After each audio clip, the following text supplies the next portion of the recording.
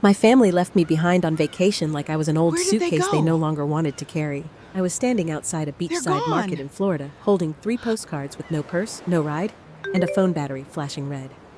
My son Brian would not answer. My daughter Dude. Melissa sent me straight to voicemail. Then a text Mom, came you in need to from come Brian. home right We now. wanted There has been a independence. terrible Figure accident. it out. Before I could even doctors say understand that that my he own didn't make children it. had abandoned me, my phone rang. It was Natalie I need Whitaker, to verify this my signature personal bank immediately. manager back in Ohio. Something does not seem right Her with this voice document. was shaking when she said, "Kimberly, are you with Brian and Melissa right now? Because they're here trying to use a power of attorney you never told me about." If this story touches something in your heart, please like this video and subscribe. And tell me in the comments, what would you have done if your own family left you behind like that? Also comment where you're watching from and what time it is there.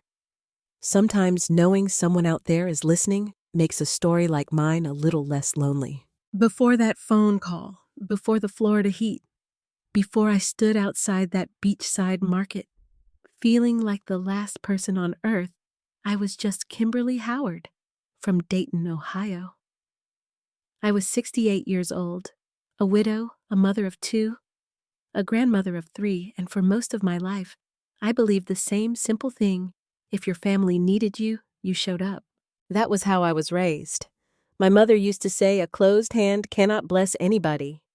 I carried that sentence with me like scripture. I believed love meant giving.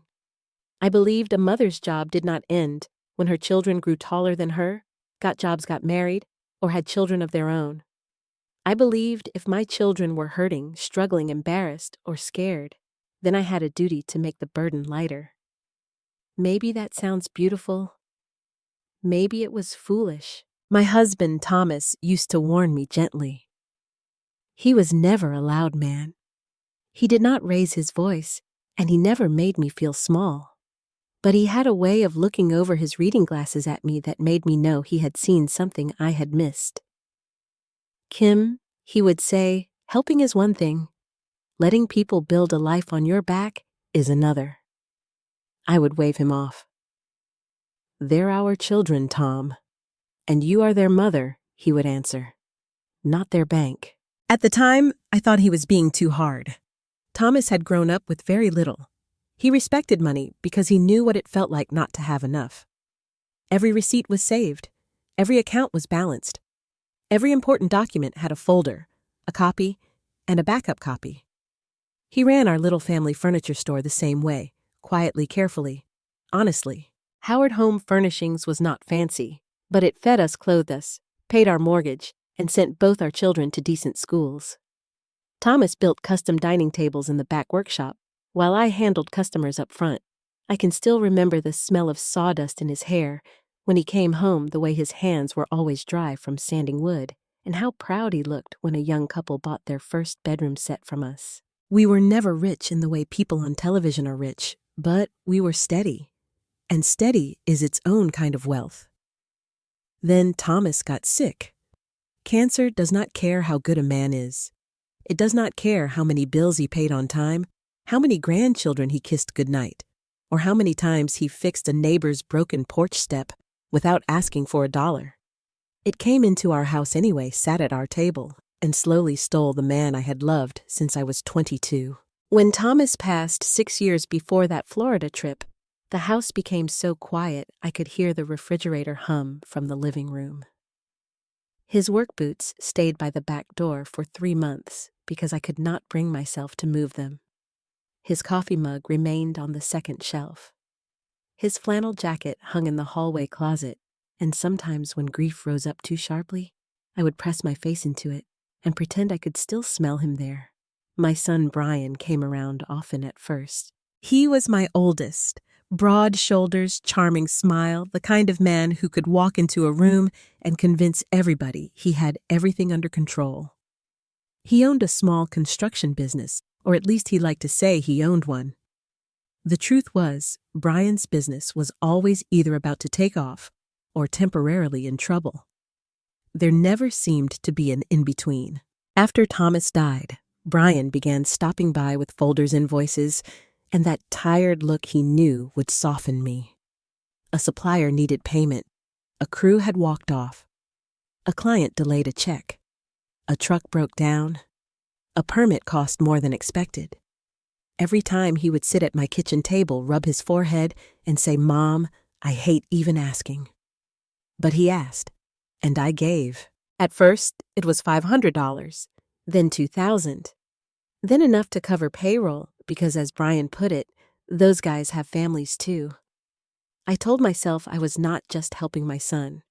I was helping all the people depending on him. Thomas would have seen through that. I did not want to. My daughter, Melissa, needed me in a different way. She had married young, divorced hard, and carried bitterness like a winter coat she refused to take off. After her divorce, she called me nearly every evening. Sometimes she cried about bills, sometimes about loneliness, sometimes about how unfair life had been to her. I listened. I always listened. When her credit cards got out of control, I paid them down. When her car needed repairs, I covered it. When she wanted a fresh start in a better apartment, I helped with the deposit. When she said the children needed new clothes, school supplies, summer activities, dental work, I reached for my checkbook before she finished explaining. Melissa had a way of making my no feel like betrayal. "I'm not Brian," she would say. "I don't have a husband helping me. I'm doing everything alone." And there it was, the hook in my heart. Alone. I knew what alone felt like. So I gave more. Brian's wife. Ashley was polite enough, but there was always something measured about her kindness. She smiled at church. She brought store-bought pies to Thanksgiving. She called me Mom Howard, which sounded affectionate to everyone else, but to me felt like a title on an envelope. Formal, distant, useful. Ashley rarely asked how I was feeling, but she always knew when my property taxes were due. She remembered what year my car was. She once asked, while helping me dry dishes after Easter dinner, whether the house was fully paid off now. I told myself she was just practical. My granddaughter Grace was different. Grace was Brian and Ashley's daughter, 16 at the time of the vacation, with gentle eyes and a quietness that reminded me of Thomas. She noticed things other people ignored. If I stood too long in the kitchen, she would pull out a chair and say, "Grandma, sit." Ill finish. If family conversations got too sharp, she would touch my wrist under the table just to let me know someone saw me. She never asked me for money, not once. Sometimes she asked me about her grandfather. She liked hearing how Thomas built the cradle Brian slept in as a baby, how he cried when Melissa was born, how he danced with me in the furniture store after closing on our 25th anniversary because our favorite song came on the radio. Grace listened to those stories like they mattered. Maybe that was why I loved her with a softness I could not explain. She made me feel that not everything good in our family had disappeared. But over time, even I began noticing patterns. Brian called more often near the end of the month. Melissa visited more when she had a bill in her purse. Ashley complimented my home whenever the conversation drifted toward property values. And when I tried to speak about my loneliness, the room had a way of turning quiet for just long enough to be uncomfortable, then someone would change the subject. I would lie awake afterward, staring at the ceiling fan, wondering when I had become less of a mother and more of a safety net. Then guilt would come in heavy and familiar. They were my children. Maybe they were busy. Maybe adulthood had made them tired. Maybe I was too sensitive since Thomas died. Maybe I expected too much. So I kept giving. I gave because Brian hugged me when he needed something, and for a moment he felt like the little boy who used to run into my arms with scraped knees. I gave because Melissa cried, and I could still see the little girl who once climbed into my bed during thunderstorms. I gave because I had more than they did. I gave because I thought love would eventually teach them gratitude. But love does not always teach gratitude. Sometimes, if you give too much for too long, people stop seeing the gift. They only notice when the giving slows down. The first time I truly felt that shift was the winter before the Florida vacation. Brian came to my house with a business proposal. Not a request, he said. An opportunity. He needed me to co-sign a loan to help expand his construction company. He spread papers across my kitchen table like he was presenting to investors instead of asking his widowed mother to risk the home her husband had left her. "It's temporary," he said, "just to get me over the hump." I looked at the numbers and felt Thomas in the room with me. For once, I did not say yes right away. I told Brian I wanted Daniel Pierce, my attorney, to look everything over. Brian's face changed so quickly that it frightened me. The smile disappeared. His jaw tightened. "You need a lawyer to talk to your own son." His words landed harder than they should have. I said, "I just want to be careful." He pushed back from the table and gathered the papers. Dad would have helped me. That was cruel. He knew it was cruel. After he left, I sat alone at that table for a long time, staring at the chair where Thomas used to drink his morning coffee. I wanted to call Brian and apologize, though I had done nothing wrong. A week later, Melissa told me I had embarrassed him. 2 weeks later, Ashley stopped answering my texts as warmly. And then suddenly, almost magically, they all decided I needed a vacation. A healing vacation, they called it. A family trip. A chance to make memories. At the time, I wanted so badly to believe them. Now I understand something I wish I had known sooner when people are used to benefiting from your softness. Your first boundary feels like an attack, and mine had just made my family very, very angry. The idea of the Florida vacation did not come from me. That was the first thing I had to admit to myself later. For years, I had wanted a family trip. Nothing extravagant. Just a few days somewhere warm where nobody was rushing. Nobody was arguing about bills. Nobody was looking at their phone while I tried to finish a sentence. I used to imagine all of us sitting together on a balcony, watching the ocean turn gold in the evening, with the grandchildren laughing, and Brian and Melissa remembering for once that they were brother and sister before they became tired adults with grudges. But whenever I mentioned it, there was always a reason not to go. Brian was too busy. Melissa could not afford it. Ashley did not like long car rides. The kids had school sports friends plans. Eventually, I stopped bringing it up because hope gets embarrassing when it keeps being ignored. So, when Melissa called me one Tuesday afternoon and said, "Mom, we've been talking. We think you need a vacation," I nearly dropped the mug I was washing. "A vacation?" I asked.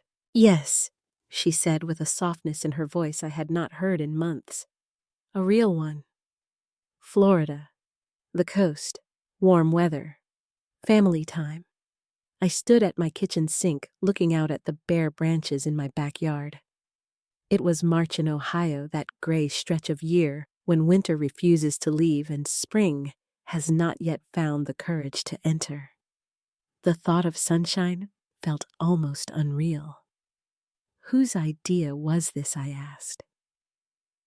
There was a brief pause, just brief enough that I remembered it later. "Brian's actually," Melissa said. "He feels bad about how tense things have been. That surprised me more than the vacation itself. Brian had barely spoken to me since I refused to co-sign his business loan without having Daniel Pierce look it over. When he did call, his tone was clipped almost formal. He no longer ended conversations with, "Love you, Mom." He said, "All right then," like I was a difficult customer. He said that I asked. "He's under a lot of pressure," Melissa said. "You know how men are. Pride gets in the way. But he loves you." I wanted to believe that so badly it hurt. By dinner that evening, Brian called too. His voice had warmth in it again, the kind I had missed. "Mom," he said, "I've been thinking. Life is short. Dad's been gone 6 years. We can't just keep waiting for the perfect time to make memories." I sat down slowly at the kitchen table. That table had heard everything in our family. Birthday songs, bad news, apologies, arguments, Thomas's prayers before Sunday dinners. And now Brian's voice came through the phone, sounding almost like the boy I had raised. I don't want us to become one of those families that only gets together at funerals," he added. My throat tightened. "That's a good way to put it," I said. "So let us do this for you," he said. "Let us take care of everything." Those words should have comforted me. Instead, something small inside me stirred. Because in my family, "let us take care of everything" usually meant my credit card would somehow be involved. Still, I pushed the thought away. I told myself not to ruin a kind gesture by searching it for hidden motives. That was the way I had survived many disappointments, by explaining them into something softer. Over the next few days, the vacation seemed to become real very quickly. Too quickly, maybe. Brian said he found a rental place near a small beach town on Florida's Gulf Coast. Ashley had already checked availability. Melissa said she could get time off. Grace texted me 3 little sun emojis and wrote, "Grandma, you have to come." That message from Grace sealed it. I said yes. The planning began with excitement. Melissa called to ask whether I still had my blue bathing suit. I laughed and told her no one needed to see me in a bathing suit at 68. She said, "Mom, stop. You're beautiful." It was a simple compliment, but I held onto it all day like a flower pressed between pages. For a moment, I let myself imagine that maybe the hard season was ending. Maybe Brian had realized I was not his enemy. Maybe Melissa understood that I was tired too. Maybe Ashley and I would finally talk like family instead of polite strangers. Maybe I would come home with photographs instead of another quiet ache. Then the questions started. At first, they sounded reasonable. Brian asked Mom, "Do you still use Buckeye Community Bank for everything?" "Yes," I said. "Why, just making sure, in case anything happens on the road. You know, emergency stuff." I did not like the phrase "anything happens," but I let it pass. The next day, Melissa asked whether I had a list of my medications and doctors. "That's actually smart," I told her.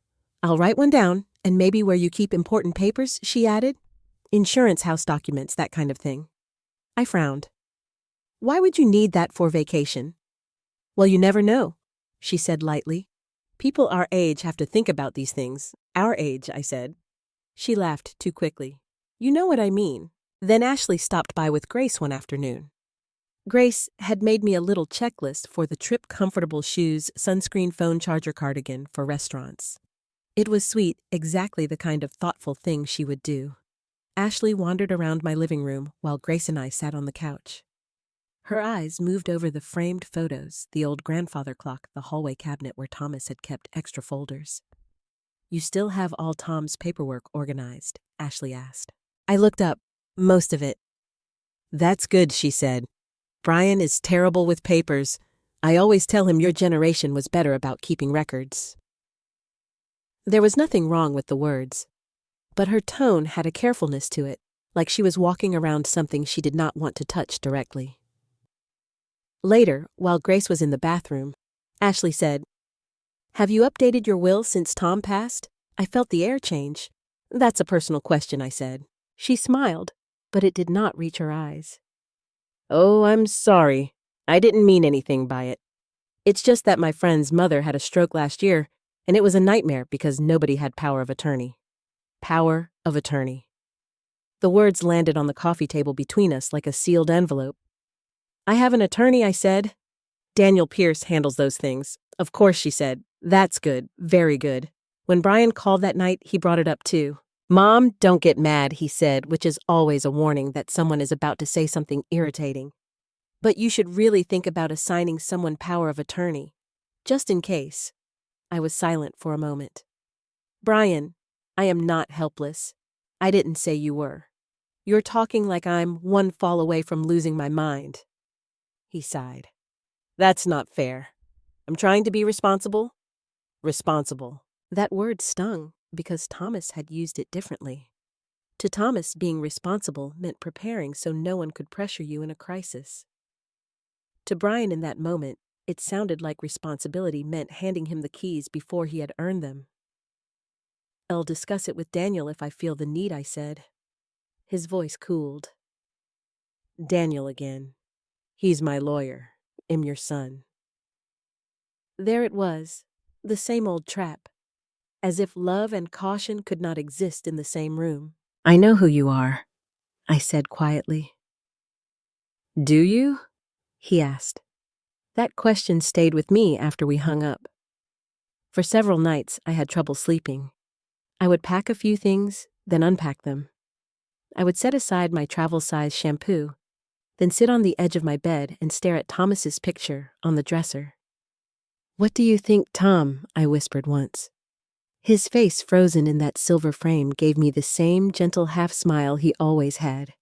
I imagined what he would say. "Be careful, Kim." But careful felt lonely. Trust felt warmer. The week before the trip, Melissa came over with coffee and a cinnamon roll from my favorite bakery. She hugged me longer than usual. "I know things have been tense," she said, "but Brian really is trying. I want to believe that." "Then do," she said. "Please, Mom, don't make everything about paperwork and lawyers. This is supposed to be about family." That word could still open every locked door inside me. Family. I thought about Grace's sun emojis. I thought about ocean air. I thought about laughter I had not heard in years. I thought about sitting beside my children without the shadow of money between us. So I packed. I put my medications in a plastic pouch. I tucked 3 paperback novels into my bag, though I knew I would probably be too busy watching everyone else have fun to read. I folded a light blue blouse Thomas had always liked on me. I even bought a new pair of sandals. The morning before we left, I stopped by Buckeye Community Bank to withdraw some cash for the road. Natalie Whitaker, my personal bank manager, came out from behind her desk when she saw me. "Florida, huh?" she said, smiling. "Family vacation," I told her. "Can you believe it?" Something flickered across her face. Concern, maybe. Or maybe I imagined it. "Just be sure to keep your phone charged," she said. "And Kimberly, if anyone contacts you about account changes while you're away, call me directly." I laughed. "You sound like Thomas." Her expression softened. He was a careful man. "Yes," I said, looking down at the envelope of cash in my hand. "Sometimes too careful." Natalie did not laugh with me. When I walked out of the bank, the sun was bright on the parking lot, and for one last moment, I felt hopeful. I did not know Brian had already made calls behind my back. I did not know Melissa had been asking questions for a reason. I did not know Ashley understood paperwork better than she pretended. And I certainly did not know that the vacation I thought was meant to heal my family had been planned right after I committed the one unforgivable sin in their eyes. I had said no. The morning we left for Florida, I woke before sunrise. For a few minutes, I lay still in my bed and listened to the quiet house around me. The suitcase stood by the bedroom door. My new sandals were tucked into the side pocket. On the dresser, Thomas's photograph caught the first gray light of morning, his face calm, patient, almost amused. Well, I whispered to him, "Wish me luck." I do not know why I said luck instead of happiness. Maybe some part of me already knew. Brian pulled into my driveway at 7:30 in a rented passenger van. It was larger than what we needed, shiny and black, the kind of vehicle that made a family trip look organized from the outside. Melissa was already inside, sitting in the second row with sunglasses on, though the sky was still cloudy. Ashley sat in the front passenger seat, holding a tablet like she was managing a corporate retreat instead of a vacation. Grace waved at me from the back seat with a smile that reached her whole face. "Grandma," she called as soon as Brian opened the sliding door. That one word warmed me enough to overlook Brian's expression. He did not hug me right away. He looked at my suitcase first. "Is that all you're bringing?" he asked. "It's 5 days, Brian, not a relocation."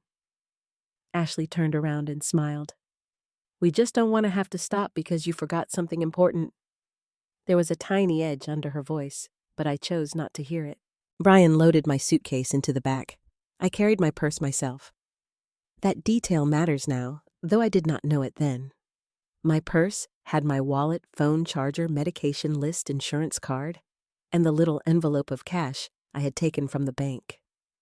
I remember patting it once before climbing into the van the way older women do, when they want to make sure they have everything. Grace had saved me a seat beside her. I made you a road trip playlist, she said. You did. It has some old songs you like. Not old, she added quickly. Classic. I laughed for the first time that morning. Brian pulled away from the house without much ceremony. I looked back through the window as my little brick home grew smaller. The front porch was empty. The curtains in Thomas's old study were drawn. For a second, I felt a strange pinch of sadness, like I was leaving something unprotected. Then Grace leaned her head against my shoulder and said, I'm glad you came. So I let the worry pass. The first few hours were almost pleasant. We drove south through Ohio, then into Kentucky with bare trees and gas stations and fast food signs passing by in a blur. I had packed turkey sandwiches, apple slices, bottled water, and a tin of oatmeal cookies because I had never learned how to travel without feeding people. When I offered the sandwiches around noon, Melissa wrinkled her nose. Mom, we're on vacation. We can buy food. I thought it might save time. Ashley took one sandwich, peeled back the foil, and said, This is sweet, Kimberly, but we already planned lunch at a place Brian found. Planned! That word came up often on that drive. Ashley had planned where we would stop. Brian had planned the route. Melissa had planned which attractions were worth the money. They discussed the schedule over me, around me, past me, as though I were a guest they had invited but not consulted. At first, I told myself that was kindness. They wanted to spare me the details. They wanted me to relax. But relaxing is hard when every decision is made without you. The first time I asked to stop for the restroom, Brian glanced at the dashboard clock and sighed. We just stopped an hour ago. I'm sorry, I said automatically. I had coffee. Melissa lowered her sunglasses and looked back at me. Mom, you really should have gone at the last gas station. I didn't need to then. Nobody said anything for a few seconds. That silence made me feel like a child who had disrupted class. Grace spoke up. Dad, there's a rest area in 6 miles. Brian tapped the steering wheel. Fine. Quick stop. Quick stop. I moved as fast as my knees allowed, but at 68, quick is not what it used to be. When I came back, Ashley was standing outside the van with her arms folded. We're going to lose daylight if this keeps happening, she said. I wanted to tell her that daylight was not a train. It would not leave without us. Instead, I climbed back in and apologized again. That was something I had learned to do too easily. Apologize for having a body, for needing time, for being older than the people who still expected me to serve them. By the time we reached Georgia, the mood in the van had shifted. The younger children were restless. Melissa complained that her back hurt. Brian snapped at traffic. Ashley kept checking her tablet and whispering directions before the GPS even spoke. I tried to talk about memories. Your father and I drove to Florida once before you kids were born, I said. We didn't have money for a hotel the first night, so we slept in the car at a campground. Melissa gave a polite little laugh without looking up from her phone. Brian said, Different times.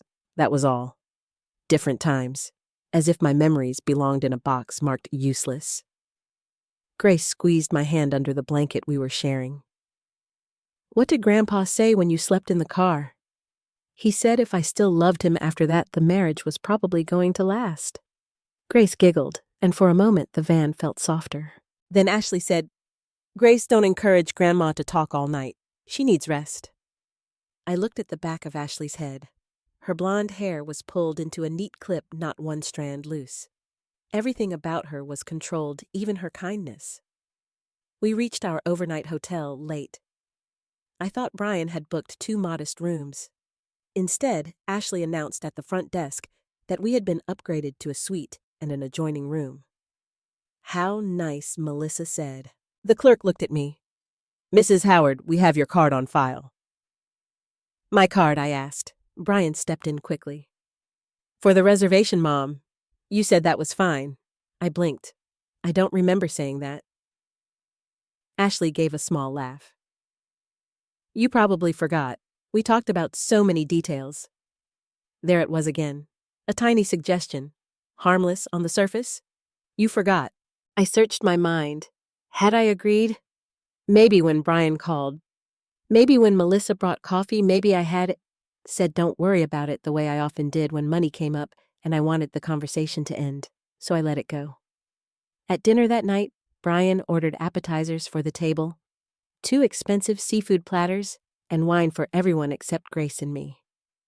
When the bill came, he barely glanced at it before sliding it toward me. Mom, they already have your card from the hotel. My cheeks warmed. I thought everyone was paying their share. Melissa's face tightened. Really? On a family vacation? I just meant Brian leaned back. After everything, you're going to make dinner awkward? After everything.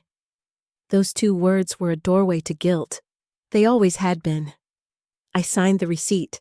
Back in the hotel room, I sat on the edge of the bed and rubbed lotion into my hands while Melissa talked about the next day's drive.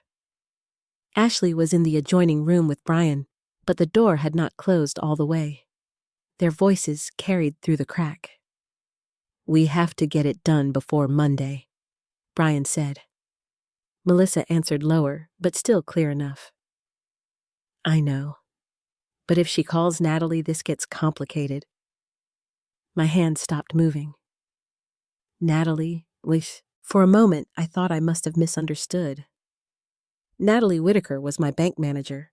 There was no reason for her name to be in a conversation between my children on the first night of a vacation. Ashley said something I could not make out. Then Brian replied, She won't call. Keep her busy. Keep her phone with the bags if you have to. My heart began to thud. I stood slowly and walked toward the adjoining door. Before I reached it, Melissa appeared in front of me, smiling too brightly. Mom, you okay? I thought I heard Natalie's name. Her expression changed, but only for half a second. Natalie, my bank manager? Melissa laughed. Why would we be talking about your bank manager? I don't know. That's why I asked. She tilted her head in that practiced way of hers, half concern, half accusation. Mom, are you feeling anxious? Travel can do that. No, I said. I know what I heard. Brian came to the doorway behind her. What's going on? Mom thinks we're talking about her banker, Melissa said, making it sound ridiculous. Brian stared at me, then shook his head. We were talking about navigating. Ashley said something about a Natalie exit, or road. You probably heard wrong. A Natalie exit, Ashley stepped into view, tablet in hand. There's a Natchez Trace route we discussed earlier. Maybe that's what you heard. Natchez, Natalie, they were not the same. But 3 adult faces looked at me with patient disappointment, and suddenly I felt old in a way I had not felt that morning. Grace watched from the corner, her eyes moving between all of us. I'm tired, I said at last. Brian's shoulders relaxed. Then get some sleep, Mom. Big day tomorrow. I did not sleep much. The next day was worse. Every stop felt rushed. Every meal somehow went on my card. Every time I reached for my purse, Ashley was already saying, I've got it, Kimberly. We'll sort it out later. At a souvenir shop near the Florida line, Melissa joked that I was the family sponsor, and everyone laughed except Grace. I smiled because I did not want to be difficult, but inside, something had started to crack. By the time we finally reached the coast, the air smelled of salt and sunscreen. Palm trees lined the road. Bright little shops crowded near the beach, all painted turquoise, coral, and yellow. Families crossed streets in flip-flops. Children carried plastic buckets. Music drifted from open restaurant patios. It should have felt joyful. Instead, I felt like I had been carried there inside someone else's plan. The rental house was booked under my name. The security deposit had been charged to my card. The dinner reservations were tied to my phone number. And yet I had not chosen the house, the restaurant, the schedule, or even which bedroom I would sleep in. Brian handed me the smallest room at the back, the one with no ocean view. You won't mind, he said. You go to bed earlier anyway. That night, while everyone else walked down to the beach, I stayed behind for a few minutes and opened my purse. My wallet was still there. My phone charger was still there. My medications were still there. I do not know why I checked. Maybe because Thomas's voice had begun whispering in the back of my mind. Be careful, Kim. From the porch, I could hear my family laughing near the water. For one painful second, I wanted to run toward that sound and force myself into it.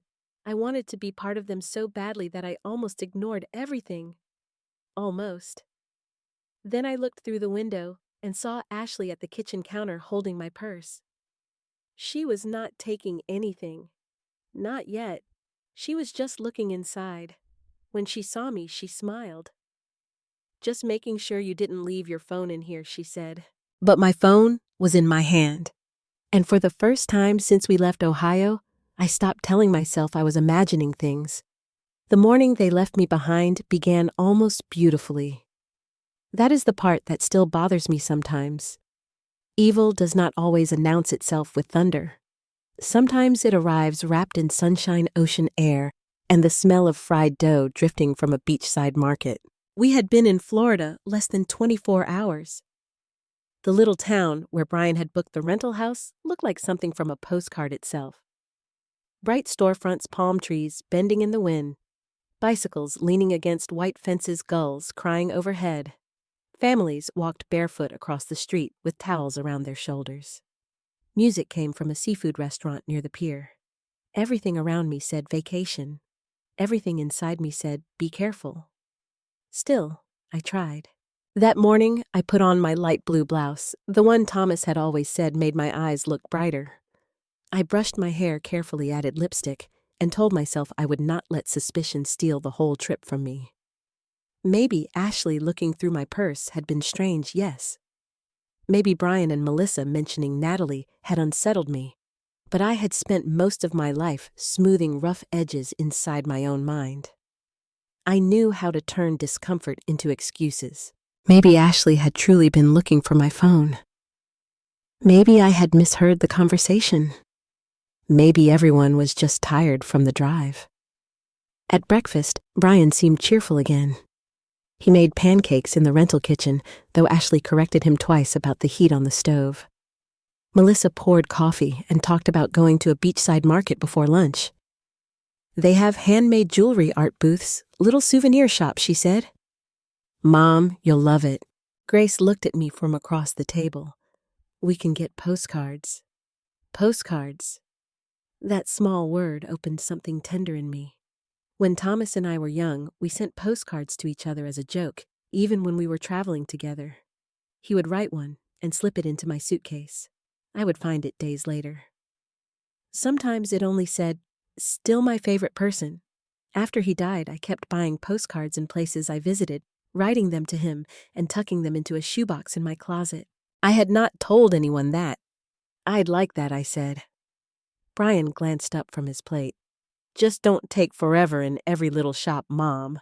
We've got reservations later. The words were small, but they landed. I won't, I said.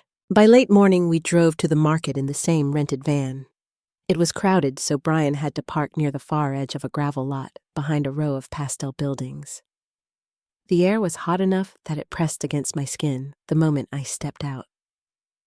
I reached into the van for my purse, but Ashley was already lifting a beach bag from the floor.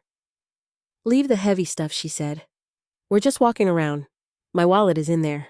You won't need it yet, Brian said from the driver's side. We're coming right back. I wanted to buy postcards. Melissa smiled. Mom, I have cash. I'll cover a few postcards. That should have been simple, but something in me resisted. I'd rather keep my purse. Ashley looked at Brian. It was quick, so quick most people would have missed it, but I saw it. A glance exchanged like a folded note. Then Grace stepped forward. I can carry it for you, Grandma. No, Ashley said too sharply. Grace froze. Ashley softened her voice. Honey, we don't need Grandma dragging her purse around in this heat. Kimberly, just bring your phone. We'll be together. Together. That word worked on me because I wanted it to be true. So I took my phone and left my purse tucked under the seat, partly hidden by a folded beach towel. I remember pressing my hand over it once before sliding the van door shut. A simple decision, one of the worst I ever made. The market was lively. White tents lined the walkway. There were shell necklaces, jars of local honey hand-painted signs, sun hats, wine chimes made of driftwood. For a little while, I forgot to be afraid. Grace walked beside me, pointing out things she thought I would like. She held up a small bracelet with blue beads and said, "This looks like you." "It looks like someone with younger wrists," I teased. She smiled. Grandma stopped. I laughed.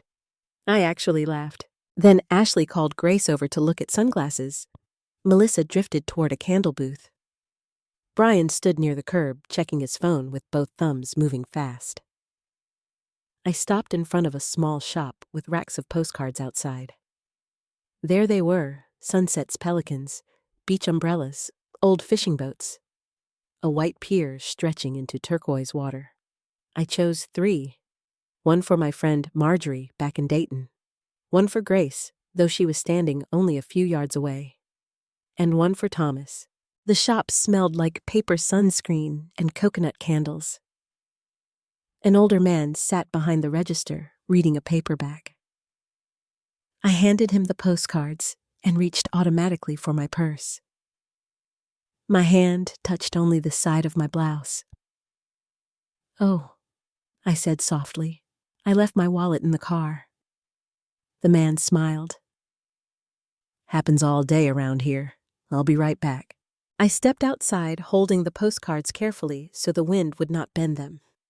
I expected to see Grace near the sunglasses booth. I expected Melissa to be smelling candles. I expected Brian to be irritated maybe, but waiting. Instead, I saw strangers. A woman with a stroller.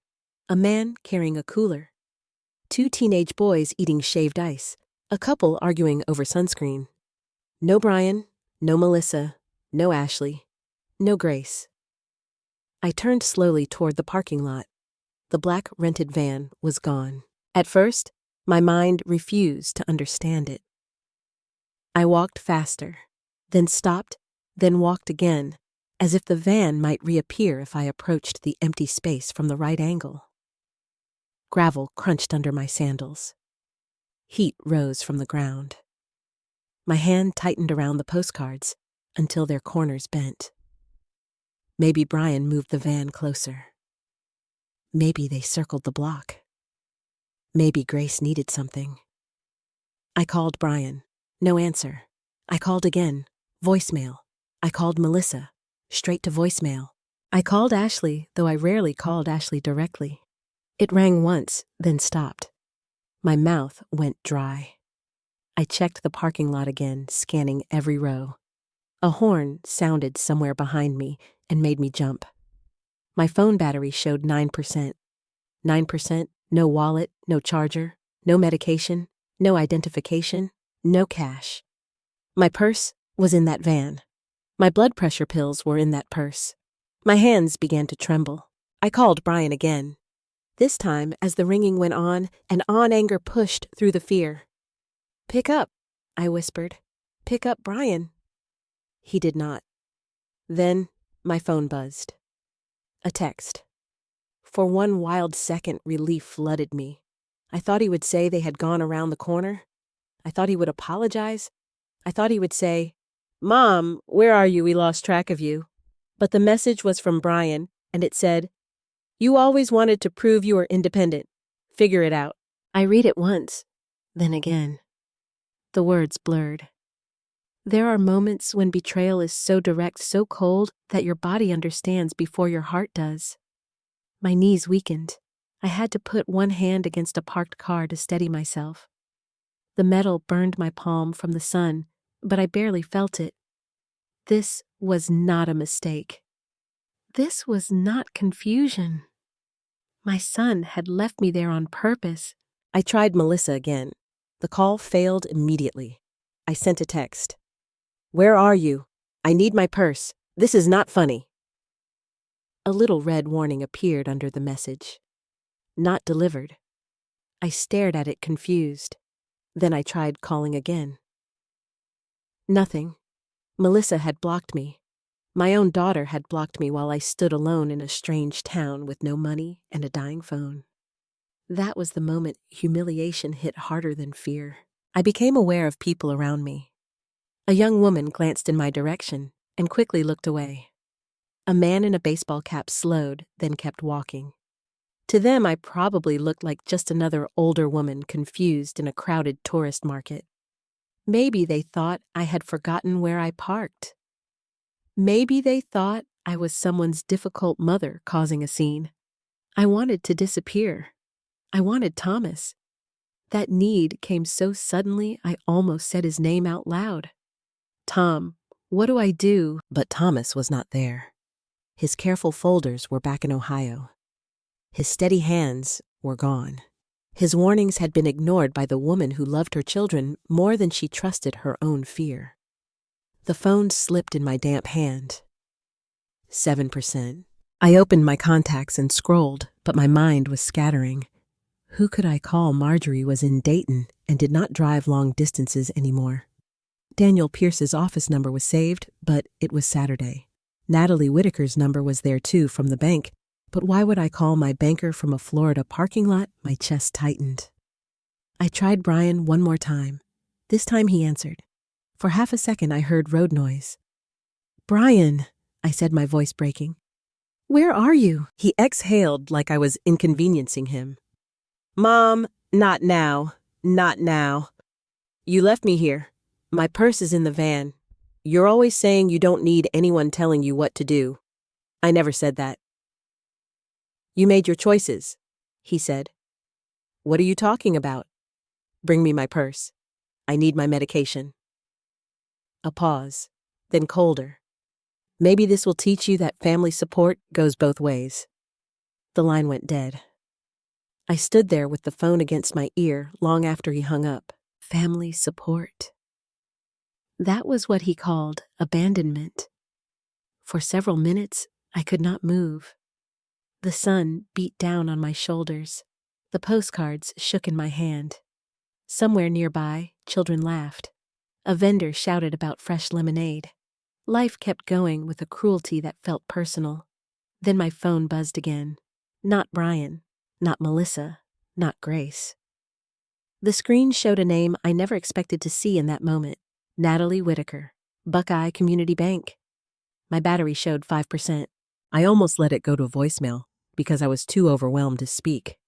But something in me, maybe Thomas, maybe instinct, maybe the last sensible part of my mind made me swipe to answer. Kimberly, Natalie said. Her voice was tight, urgent, nothing like the calm woman who had smiled at me in the bank lobby. Yes, I whispered. Are you with Brian and Melissa right now? The question made my skin go cold. No, I said. They left me. Natalie, they left me in Florida. There was silence on the other end. Then she said the words that turned my fear into something much darker. Kimberly listened to me very carefully. Brian and Melissa are standing in my bank right now with a power of attorney document, and they are trying to access your accounts. My hand flew to my mouth. Natalie continued, her voice low and firm. The problem is, I do not believe you signed it. The market around me seemed to tilt. The postcards slipped from my hand and scattered across the gravel. And suddenly, I understood that being abandoned in Florida was not the worst thing my children had done to me that day. It was only the distraction. For a few seconds after Natalie said those words, I could not make sense of them. Brian and Melissa were at my bank, in Ohio, with a power of attorney, while I was standing in Florida with no purse, no wallet, no medication, and a phone battery dying in my hand. The human mind has a strange way of protecting itself. It does not let the whole truth rush in at once. It gives you pieces, a word, a face, a sound. For me, it was the gravel beneath my sandals, the 3 postcards scattered near my feet, and Natalie Whitaker's voice pressing through the phone like a lifeline thrown into deep water. Kimberly, she said, are you somewhere private? I looked around. People were still walking past me. A child dropped a snow cone and started crying. A vendor nearby called out, fresh lemonade, $2. The normalness of it all made me feel like I was losing my mind. "No," I whispered. "I'm in a parking lot. Can you sit down?" "There's nowhere to sit." "Then stay where you are and listen carefully. Do not hang up unless the phone cuts off. Do you understand?" Her tone steadied me. Natalie had always been professional, but now there was something else in her voice. Urgency. Protection. "Yes," I said. "Brian and Melissa came in about 20 minutes ago. Ashley is with them, though she is not speaking much. They presented a notarized power of attorney document naming Brian as your financial agent with Melissa as alternate." My stomach turned. I never signed that. I suspected as much. "How?" I asked.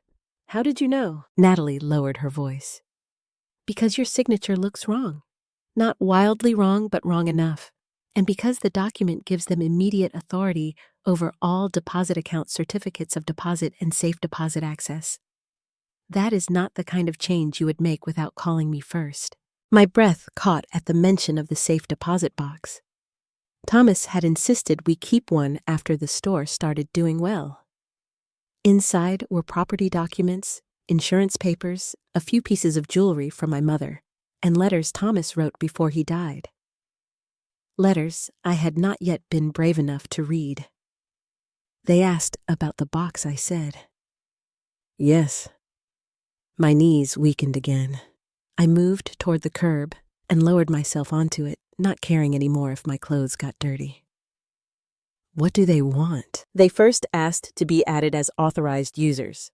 When I told them that could not happen without your presence or proper documentation, Brian produced the power of attorney. He then asked about liquidating your certificate of deposit early, the certificate of deposit. That money was not glamorous, but it was safety. Thomas and I had built it slowly year by year from store profits, careful spending, and delayed vacations. It was not just money. It was winter heat, property taxes, medical care, roof repairs, and independence. "He wants to close my CD," I asked. "Yes. He said you had agreed because he needed funds for a time-sensitive business matter." There it was. Brian's business. Even from hundreds of miles away, even after leaving me stranded, he was still reaching for the same thing. I told him no. I said, though Natalie already knew. Before this trip, he asked me to co-sign a loan. I told him Daniel needed to review it first. I remember you mentioning that. He was angry, I know. Something about the way she said it made my heart tighten. "Natalie, did Thomas tell you something?" There was a pause. Not hesitation exactly. More like respect. "Your husband came to see me a few months before he passed," she said. He was already very ill, but he was clear-minded. He said, "Natalie, my wife, has a generous heart. That is her beauty, but it could become her danger." A sound left me that was almost a sob. He said that, yes. I pressed my fingers to my lips. The sun, the market, the parking lot, everything faded for a moment. I could see Thomas in his brown jacket sitting across from Natalie in that quiet bank office, preparing for a future I refused to imagine. "He asked us to place an enhanced verification note on your profile." Natalie continued, "It is not something that overrides the law, but it requires staff to escalate any major account change large withdrawal power of attorney presentation, or attempt to liquidate long-term funds. Especially if the request comes from a family member and you are not physically present." My eyes filled with tears so quickly the parking lot blurred. Thomas had protected me when he was dying, and my children had underestimated a dead man's love. "What do I do?" I asked. "My phone is at 5%. My charger is in the van. My purse is in the van. My blood pressure pills are in the van." "Kimberly, first I need verbal confirmation from you. Did you sign a power of attorney document giving Brian or Melissa authority over your accounts?" "No." "Did you authorize either of them to access your accounts today?" "No." "Did you authorize the liquidation of your certificate of deposit?" "No." "Did you authorize access to your safe deposit box?" "No." Each no felt strange in my mouth, heavy but clean. For years, I had softened my refusals, wrapped them in apologies, left room for people to push past them. But these answers could not be soft. They had to stand. Natalie exhaled. All right, I am placing an immediate security hold on your accounts. No transfers, no withdrawals outside routine automated payments, no CD liquidation, no safe deposit access. I will also flag the document as disputed. What will they do when you tell them they are already upset? I almost laughed, but it came out broken. They're upset Brian is claiming you are confused and that the trip has been emotionally difficult for you. The words crawled over my skin. Confused. Emotionally difficult. I heard Ashley's voice from the hotel doorway. You probably forgot. I heard Melissa Travel can do that. They had not only planned to take my money, they had planned the explanation for why I should not be believed. Natalie, I said slowly, they left me at a market, on purpose. Brian texted me to figure it out. Melissa blocked my number. My purse and medication are with them. The line went quiet. When Natalie spoke again, her voice had changed. It was still professional, but there was a tremor of anger underneath. Do you still have that text? Yes. Do not delete it. Take a screenshot if your battery allows. I tried, but my fingers shook so badly that I nearly dropped the phone. The screen dimmed. 4%. I don't know if I can. That's all right. Save your battery. Do you have Daniel Pierce's number? Yes, but I don't know if I can reach him. It's Saturday. I have his office emergency contact in your file from the estate documents Thomas arranged. With your permission, I can call him as soon as we hang up. Yes, please. Do you want me to disclose what is happening? Yes. Good. Now, is there anyone physically near you who looks safe? A shop owner, restaurant worker, police officer. I looked around. Across the street beyond the market tents, there was a small diner with a faded blue awning. A woman in a yellow apron was wiping down an outdoor table. She looked to be in her 60s, maybe older, with silver hair pulled into a bun and a face that seemed used to both hard work and hard stories. There's a diner, I said. Go inside if you can. Ask to charge your phone. Tell them you are stranded and need help. The word stranded opened something raw in me. I had been abandoned by my children, and my bank manager was the one telling me how to survive the next 5 minutes. Natalie, I whispered, how could they do this? She did not answer right away. Maybe there was no answer that would help. I am so sorry, Kimberly. I closed my eyes. The apology came from the wrong person? That hurt more than I expected. In the background on Natalie's end, I heard muffled voices. A man's voice rose sharply. Brian! I could not make out the words, but I knew his anger the way only a mother can. It had a rhythm, a force, a sense of entitlement dressed up as injury. Is that him? I asked. Yes. I stepped into my office, but he is demanding to know why this is taking so long. What did he tell you? That you were aware of the document. That you were resting in Florida. That you sometimes became overwhelmed by financial details since Thomas passed. My hand tightened around the phone. Since Thomas passed, they had taken my grief and tried to turn it into evidence against me. A heat rose inside me that had nothing to do with the Florida sun. I am not confused, I said. I know. I am not helpless. I know that too. And I did not give them permission. I have documented your statement. Those words, documented your statement, felt like a door locking in my favor. For the first time that day, the panic inside me made room for something steadier. Not strength yet, not courage, but the beginning of both. Natalie, I said, tell them nothing beyond what you have to. Don't tell them where I am. I will not. Don't let them touch Thomas's safe deposit box. I promise you they will not access it today. Not ever without me. Understood. My phone flashed low battery. 3%. Natalie, my phone is about to die. Then listen carefully. Go to the diner. Ask for help. Stay in public. I am calling Daniel Pierce. I am filing an internal fraud concern.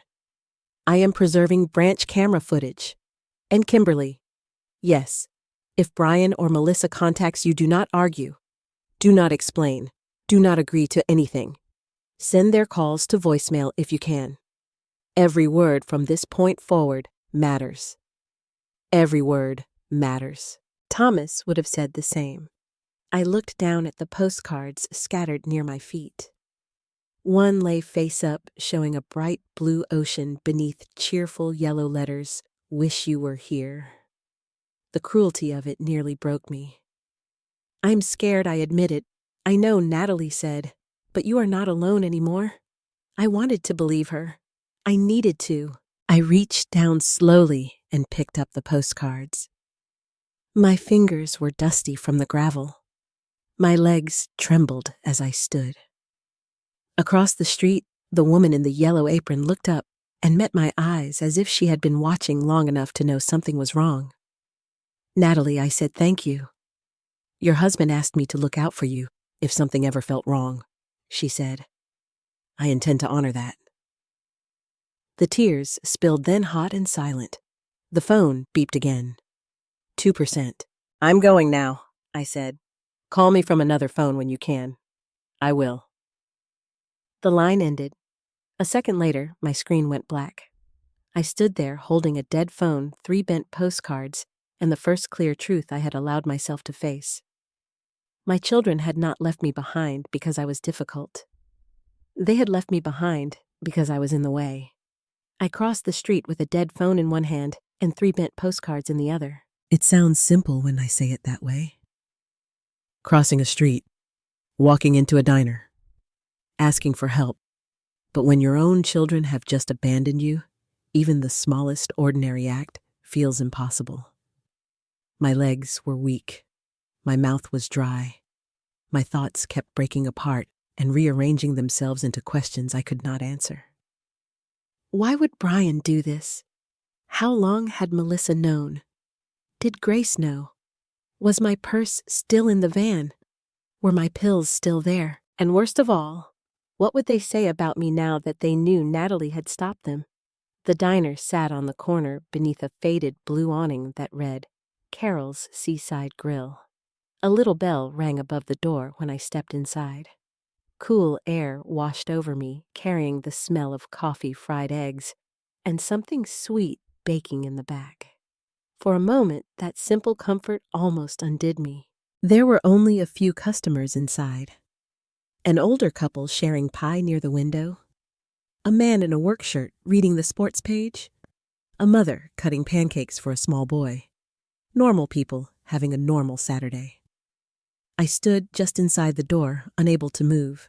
The woman in the yellow apron looked up from behind the counter. She was the same woman I had seen outside. Silver hair, kind eyes, strong hands. She studied my face for half a second, and whatever she saw there made her put down the coffee pot. "Honey," she said, "are you all right?"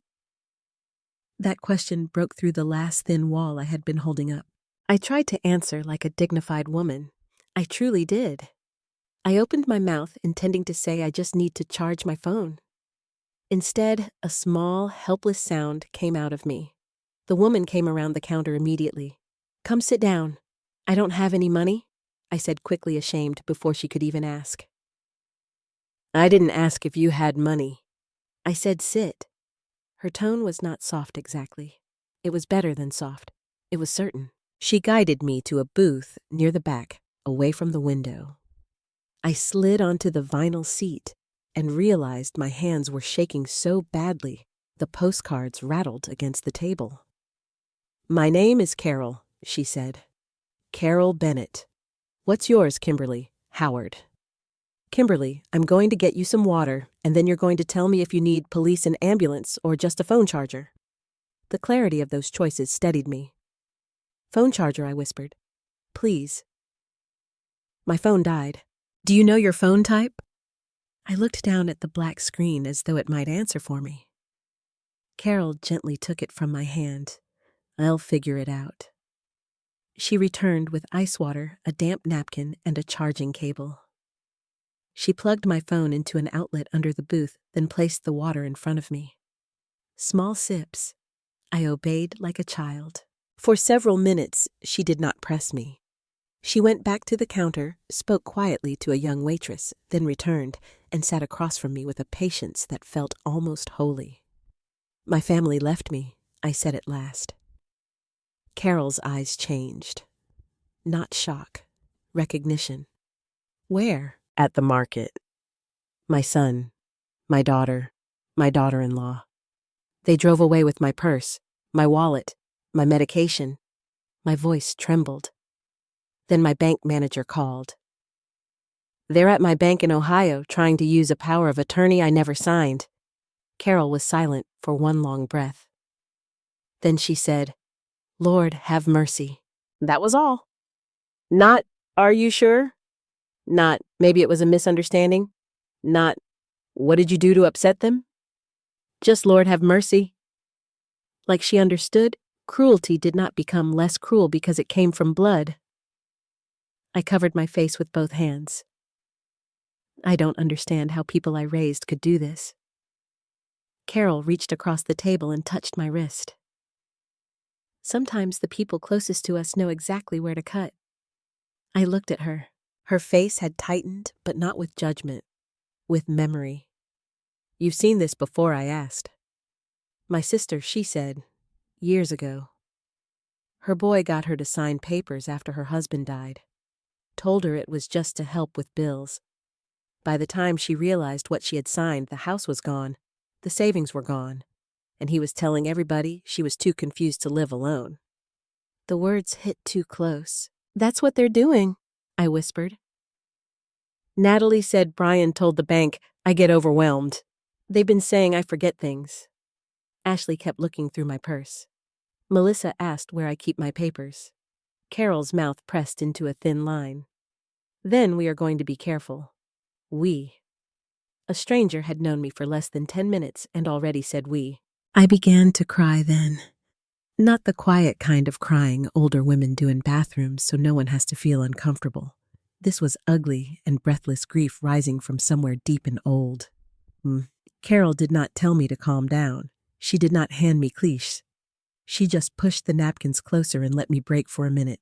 When my phone finally lit up with 1%, Carol said, Who do you need to call first, Natalie? Then my attorney, Daniel Pierce. You remember the numbers? They're in my contacts. Good. Use my phone if that one dies again. I called Natalie from my barely revived phone, afraid every second it would shut off. She answered immediately. Kimberly M. at a diner. Carol's Seaside Grill. A woman named Carol is helping me. Thank God, Natalie said. What happened after we hung up? Her voice lowered.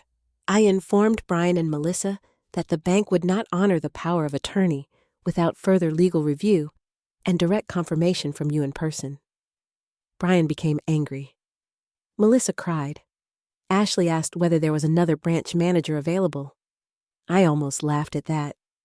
Even in betrayal, Ashley wanted a second opinion. Did they leave? Yes. But Kimberly, they know the accounts are frozen now.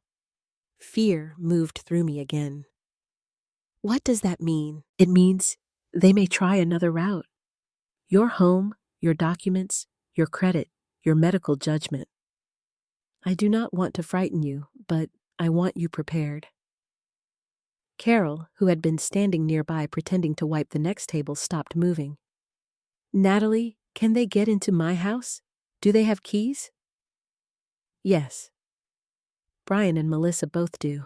Then that is something Daniel needs to handle immediately. Natalie told me she had already reached Daniel's emergency line and left a detailed message.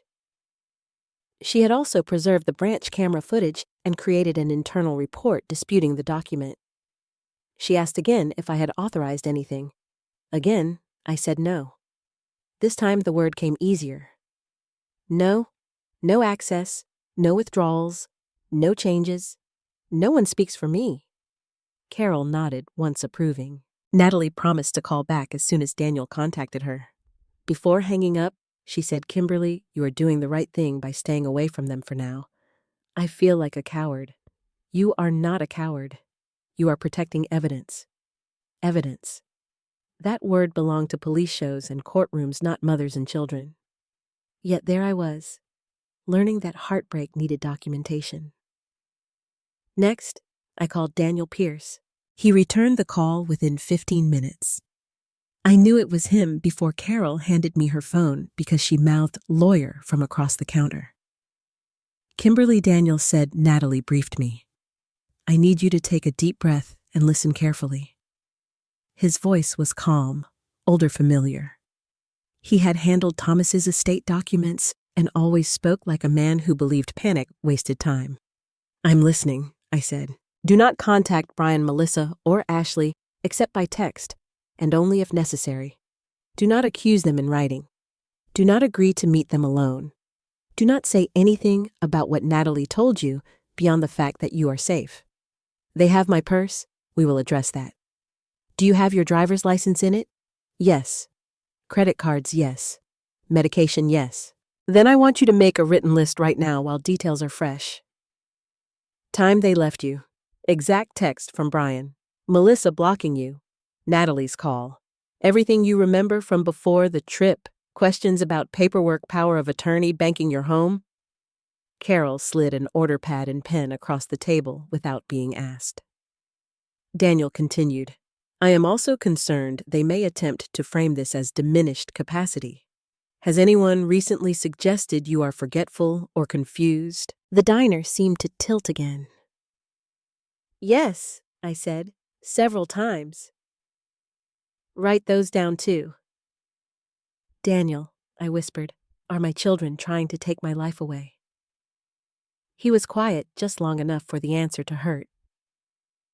They may be trying to take control of it, he said, and we are not going to let them. I bent over the order pad and started writing. My handwriting shook, but I wrote everything. The hotel conversation, Natalie's name, Ashley with my purse, Brian's text, Melissa blocking me, the bank, the forged document, the safe deposit box. Carol brought me soup I had not ordered. Eat, she said. I can't pay. You can pay me by surviving the day. That nearly made me cry again. By late afternoon, Daniel had arranged for my credit cards to be reported compromised. Natalie kept the accounts locked. Carol called a local taxi company she trusted and helped me find a small motel under her name until Daniel could arrange the next step. She even brought me a toothbrush, a phone charger, and a clean t-shirt from a cabinet in the diner office. When I tried to thank her, she waved me off. Women like us have to look out for each other, she said. Women like us. Older women, widows, mothers, givers. Women who had spent decades making sure everyone else had what they needed, only to discover that some people see a giving hand and start planning how to empty it. That night in the little motel room Carol helped me reach, I sat on the bed with my phone plugged in beside me. I had no suitcase, no purse, no family calling to ask if I was alive.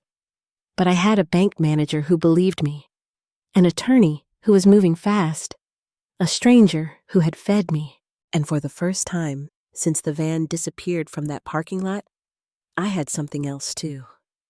A plan. By sunrise the next morning, the truth had stopped arriving in pieces. It came like a storm. I had barely slept in the motel room Carol helped me get. Every time I closed my eyes, I saw Brian's text. You always wanted to prove you were independent. Figure it out. Then I saw Melissa's blocked call. Then Ashley's hand inside my purse. Then Natalie's voice telling me my children were standing in a bank with a document I had never signed. I sat on the edge of the motel bed with the lamp on, wearing the clean t-shirt Carol had given me. My phone was plugged into the wall beside me. I had written 6 pages of notes on the diner order pad, the paper thin and slightly greasy beneath my hand. The notes looked messy, but Daniel had told me not to worry about neatness.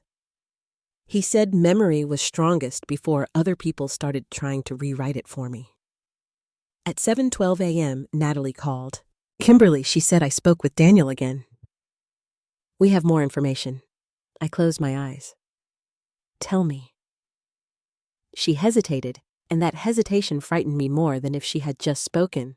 Brian did not only ask about your certificate of deposit, he asked whether funds could be transferred into a business account connected to Howard Ridge Construction. Brian's company, of course. How much, I asked? Natalie took a breath. He asked whether the full balance could be liquidated and moved in stages to avoid delays. The words were so cold and technical that for a moment My heart could not attach emotion to them. The full balance. That certificate of deposit represented years of Thomas saying, "Not yet, Kim. Let's save a little more." Years of driving the same car after the air conditioner started making a noise. Years of repairing instead of replacing. Years of putting away money so that if one of us got sick or one of us died, the other would not have to beg. And Brian had wanted it moved in stages, not borrowed, not protected, taken. Did Melissa know I asked? She was standing beside him, Natalie said softly. She supported what he was saying. She told me you had discussed it as a family. I pressed my fingers into my forehead. As a family. They loved using that word when they wanted something from me. Natalie continued. Melissa also asked what would be required to add her to your primary checking account. She said she needed to help manage your household bills because you were becoming overwhelmed. A bitter laugh escaped me. She has not paid one of my household bills in her life. I know.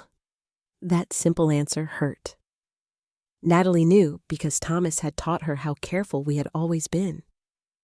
She knew because I had never missed a payment, never bounced a check, never walked into that bank unsure of my own name or my own money. Did Ashley speak? I asked. Only once directly. When I said the power of attorney required legal review, she said the document had been prepared properly and notarized. Prepared? By whom? She would not say. My motel room seemed to shrink around me. Daniel called less than 20 minutes later, and I put both him and Natalie on speaker so I could listen without repeating the worst parts twice. His voice was calm, but sharper than it had been the day before. Kimberly, he said I spent part of the night checking county records, business filings, and recent inquiries tied to Brian's company. There is a private lender involved. A lender. Yes, not a traditional bank, the kind that moves quickly but demands strong collateral. I already knew what he was going to say, but I still asked. What collateral your house appears to have been discussed? The room went silent except for the hum of the air conditioner. My house. The little brick home Thomas and I bought when Brian was 5 and Melissa was 3. The home where I had planted tulips along the walkway because Thomas said red ones looked cheerful after winter. The home where my children took their first steps, where Grace measured her height against the pantry door, where Thomas died in the downstairs bedroom because he wanted to be near the garden. They can't use my house, I said. Not legally without authority, Daniel replied, which is why the power of attorney matters. Natalie added, Brian asked generally whether a home equity line could be initiated through an agent if the homeowner could not appear in person. I felt the blood drain from my face. They were trying to get everything I whispered. Daniel's voice softened, but only slightly. That is what it appears to be. Not just my savings, not just my CD, not just my checking account. My home, my security, my independence. My name on paper turned into a tool in someone else's hand. For the first time since Thomas died, I felt something hotter than grief rise inside me. Anger, yes, but not the wild kind. It was clearer than that, cleaner. They took me to Florida to get me away from all of this, I said. Yes, Daniel answered. That is my concern. Natalie said, the timing fits? They came in while you were out of state with no prior appointment and acted as though the matter was urgent. Urgent! I pictured Brian at the bank counter, jaw tight, leaning forward the way he did when a contractor disappointed him. I pictured Melissa dabbing her eyes, telling Natalie that poor Mom had been so emotional lately. I pictured Ashley standing behind them with that cold, practical expression, waiting for the paper to do what affection could not. The vacation was never about healing, I said. No one contradicted me. Daniel continued. There is another matter. I need to ask you something carefully. Have Brian or Ashley ever mentioned senior living facilities, assisted living, memory care, or concerns about you living alone? My stomach turned. Ashley said something once about a friend's mother having a stroke. She used that to bring up power of attorney. Melissa has said I get lonely in the house. Brian once said the stairs might be too much for me someday. But nothing formal. Daniel sighed. What did you find? A local senior living facility outside Dayton received a call last week from a woman asking about emergency placement for a mother-in-law who might be resistant to care. My throat closed. A mother-in-law, yes. Ashley, that would be my assumption, though. We need confirmation. I gripped the edge of the mattress. What did she say? Daniel's voice became very careful. According to a staff member I spoke with informally, the caller asked what documentation would be needed if an older woman was no longer safe, living alone, and refused to cooperate with family members. She asked whether financial power of attorney would help with admission decisions. For a few seconds, I could not breathe. That was the part that broke something in me. Not the money. Not even the house. It was the idea that they had planned to make me disappear while I was still alive. To take my voice. To call my fear confusion. To call my resistance decline. To place me somewhere behind cheerful curtains and locked medication carts while they sorted through my life like heirs at an estate sale. I am not going into a home, I said. No one is putting you anywhere, Daniel said firmly. not while I am involved. Natalie added, and not while the bank records show active financial exploitation concerns. Financial exploitation. The phrase sounded official, clean, detached, but inside my chest it felt like my son's hands reaching through every room I had left in this world.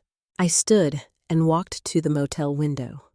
The curtains smelled faintly of bleach and dust. Outside, a palm tree moved in the morning wind.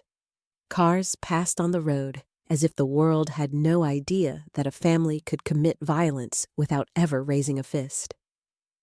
They were going to say I was difficult, I said, if I fought back. Yes, Daniel replied. They were going to say I was confused. Possibly. They were going to say they were protecting me. That is often the language people use when they are trying to gain control. I thought of every small moment from the past weeks. Melissa saying, people our age have to think about these things, though I was 20 years older than her. Ashley saying, you probably forgot. Brian saying, you need a lawyer to talk to your own son. Each sentence had been a thread. I had not seen the net until it tightened around me. What do we do now? I asked. Daniel did not hesitate. You do not go back to the rental house. You do not tell them your location. You do not accept any ride from them. I am arranging your return to Ohio through someone I trust. When you arrive, you will not go home immediately. My own home, not until we know whether they have accessed it. The anger flared again. They have keys. Then we will change that. But first proof. We need to document what has happened, preserve the bank evidence, secure your accounts, review your credit, and determine whether anything has been removed from your house. Removed.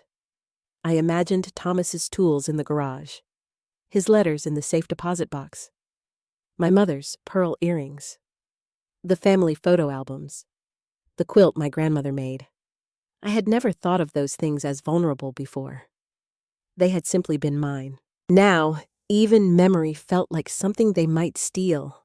Natalie said I can also provide Daniel with a formal summary of the branch visit, including who was present, what was requested, and why the transaction was stopped.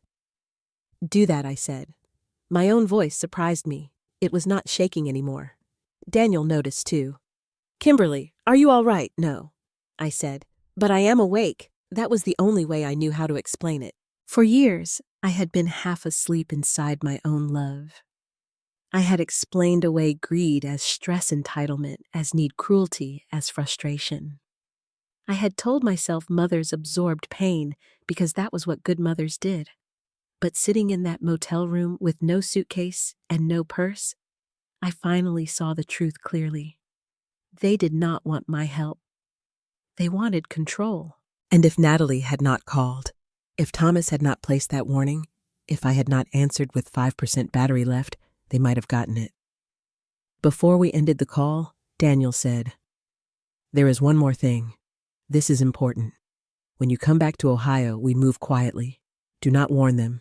People behave differently when they think they still have the advantage. I looked at the order pad on the bed, every painful detail written in my trembling hand. For the first time, I understood that silence did not always mean weakness. Sometimes silence was strategy. "Then I'll come home quietly," I said.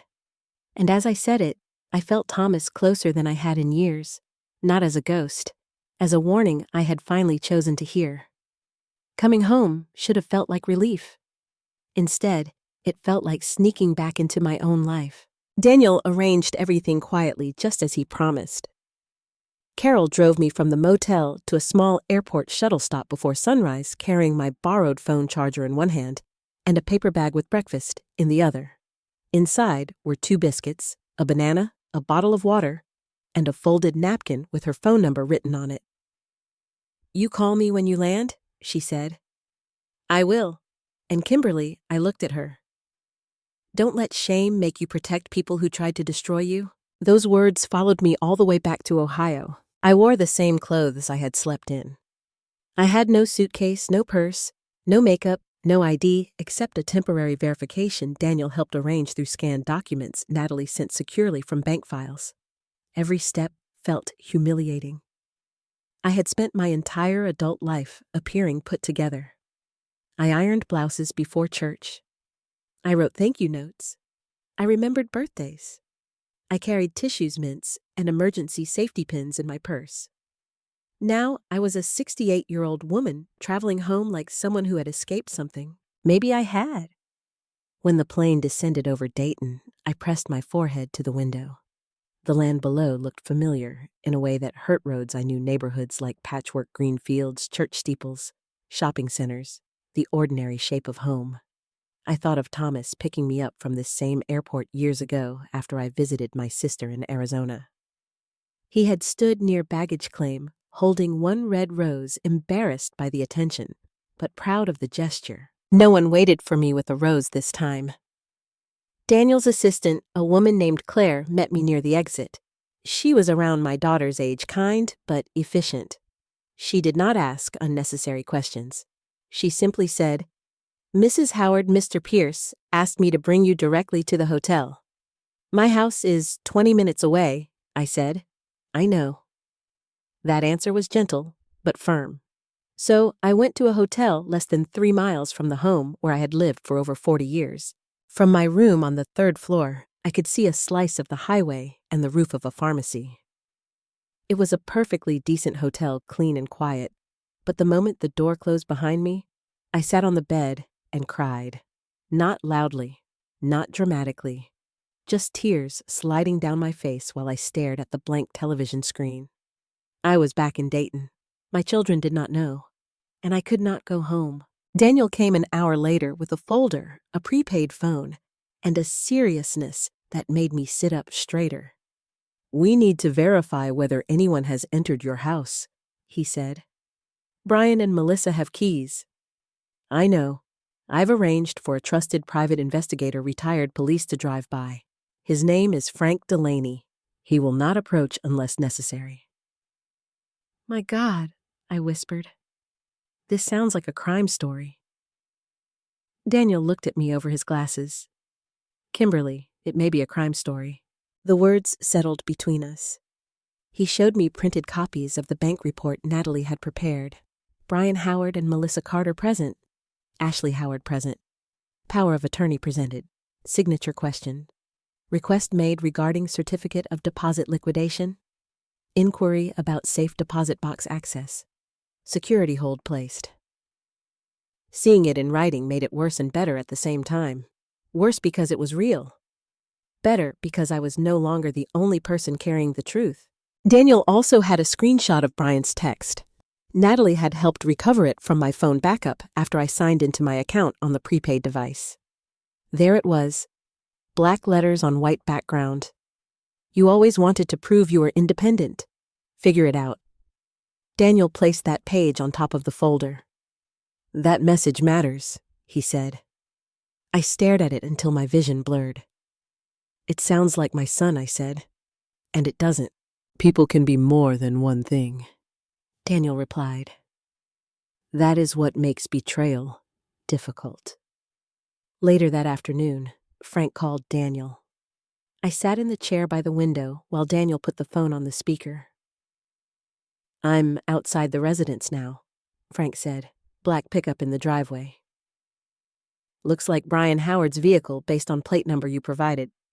Silver sedan parked on the street, likely Melissa Carter's." My hand went to my throat. "They're at my house." "Yes, ma'am," Frank said. "I can see movement through the front window. 2 adults inside, possibly 3. Garage door is open." "The garage," I whispered. Thomas' garage. That garage had been his kingdom. After we sold the furniture store, he kept a smaller workshop there. He had shelves labeled with his neat handwriting clamps, hinges stained, sandpaper drill bits. Even after he died, I could not bring myself to change much. His tools were still arranged in the order he liked them. His workbench still had a faint ring from the coffee mug he used to set down while sanding. Frank continued. "A man is carrying items from the garage to the truck. Looks like toolboxes, maybe power tools." I stood so quickly the chair scraped the carpet. "No." Daniel lifted one hand, signaling me to stay calm. "Frank said I can photograph from a public street." "Do that," Daniel said. "Do not engage." "They're stealing his tools," I said. "Thomas's tools." Daniel's face tightened. "We are documenting it. Documenting it." How cold that sounded when my husband's life was being loaded into a pickup truck. I wanted to rush there. I wanted to stand in my driveway and scream until every neighbor came outside. I wanted to tear those boxes from Brian's hands and ask him if there was any part of his father he would not sell. But Daniel was right. If I appeared too soon, they would twist it. They would say I was hysterical, confused, unsafe. They had already built that story. I could not give them a scene to use against me. So I stayed in that hotel room and listened as a stranger described my children moving through my home like scavengers. A few minutes later, Frank said, "A woman just came out carrying a cardboard box." "Which woman?" Daniel asked. "Dark hair, mid-40s, likely Melissa." "What kind of box?" "Hard to tell." "Smaller. She's holding it carefully." I closed my eyes. "The hallway closet," I said. Daniel looked at me. "What I kept photo albums in a box at the top of the hallway closet, and some of Thomas's old letters. Not the ones in the safe deposit box, but birthday cards, Father's Day cards, things from the children." Frank's voice came through again. "Another woman is at the doorway. Blonde. She appears to be going through papers. Ashley." "Of course, Ashley." "Can you see what papers?" Daniel asked. "No. But she has a folder." I felt something inside me go very still. Not numb, not weak. Still. There is a kind of pain so deep that it stops shaking and becomes focus. "They think Am's still in Florida," I said. "Yes," Daniel replied. "They think I can't see them. Yes, they think the house is already theirs." Daniel said nothing. Frank took photographs. Daniel saved timestamps. Natalie was notified. A locksmith was placed on standby, but Daniel advised waiting until they left before changing the locks to avoid confrontation. I hated waiting. I hated every second of it, but I waited. At 5:47 p.m., while we were reviewing the photos Frank had sent, my prepaid phone buzzed with an unknown number. Daniel leaned forward. "Do not answer yet." A text appeared. "Grandma." My heart stopped. Another message came. "It's Grace. Please don't be mad. I just found out something is wrong. Are you okay?" My hands trembled as I looked at Daniel. "Can I answer?" He nodded, carefully. I typed, "Grace, this is Grandma. I am safe. Are you safe?" The reply came almost immediately. "Yes, I'm at home. Mom and Dad said you decided to stay in Florida for a few extra days because you needed rest. But I heard Dad yelling at Aunt Melissa. He said the bank ruined everything." I covered my mouth. Grace had not known. That one truth pierced through the darkness like a candle. I typed, "I did not choose to stay. I was left at the market. I am safe now. but I need you not to tell anyone you reached me." There was a long pause. "Then they left you? They said you wanted space." My tears returned. "No, sweetheart. I did not want space. I wanted my purse, my medicine, and my family." Another pause. Then she wrote, "I knew something was wrong. Mom wouldn't let me call you. She said you were being dramatic. Grandma M's scared." I looked at Daniel. His expression softened in a way I had not seen before.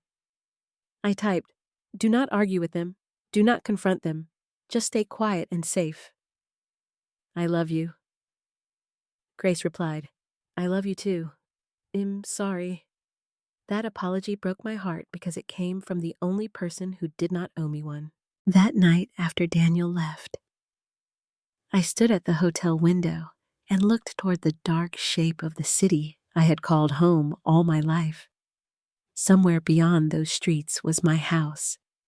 My children were inside it, touching things they had no right to touch, building lies they thought I could not challenge. But they had made one mistake. They believed abandonment would silence me. Instead, it had brought me home quietly. And quiet, I was beginning to learn, could be far more dangerous than screaming. Grace asked to meet me the next afternoon. Not at my house. Not at Brian's house. Not anywhere her parents would think to look. She suggested the small public library near her school, the one with a children's mural painted along the side wall and a quiet reading garden behind it. I used to take her there when she was little. She would come home with a stack of books nearly taller than her knees, insisting she could carry them all by herself. Thomas used to call her our little professor. When Daniel heard where she wanted to meet, he nodded. "A public place is good," he said, "but it'll be nearby." "She's just a child," I said. "She's a child surrounded by adults who are under pressure," he replied. Pressure makes people unpredictable. That was something I was still learning to accept. In my heart, Brian was still the boy who built forts out of couch cushions. Melissa was still the little girl who cried if her sandwich was cut the wrong way. Ashley was still the woman I had tried to welcome into my family. My mind understood what they had done. My heart kept searching for older versions of them, softer versions that maybe no longer existed. Daniel drove me to the library himself. I wore a borrowed navy cardigan Claire had brought from her office, and a pair of simple flats she bought for me because my sandals were still dusty from Florida. I had never felt so unlike myself. No purse on my shoulder, no familiar lipstick, no wedding ring. No, the ring was still there. I touched it often, as if Thomas could steady me through the gold. Grace was already in the reading garden when we arrived. She sat on a bench under a maple tree, hunched forward, both hands wrapped around her phone. She looked smaller than 16. Her hair was pulled into a loose ponytail, and her face was pale like she had not slept.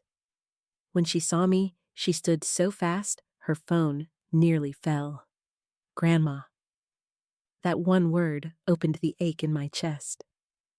I walked toward her, and she came to me with the desperate speed of a child trying not to cry in public. When she hugged me, she held on hard. "I'm sorry," she sobbed. "I'm so sorry. I didn't know. I swear I didn't know." I held her face against my shoulder and closed my eyes. "I know, sweetheart. They told me you wanted to stay. Mom said you were upset and needed space.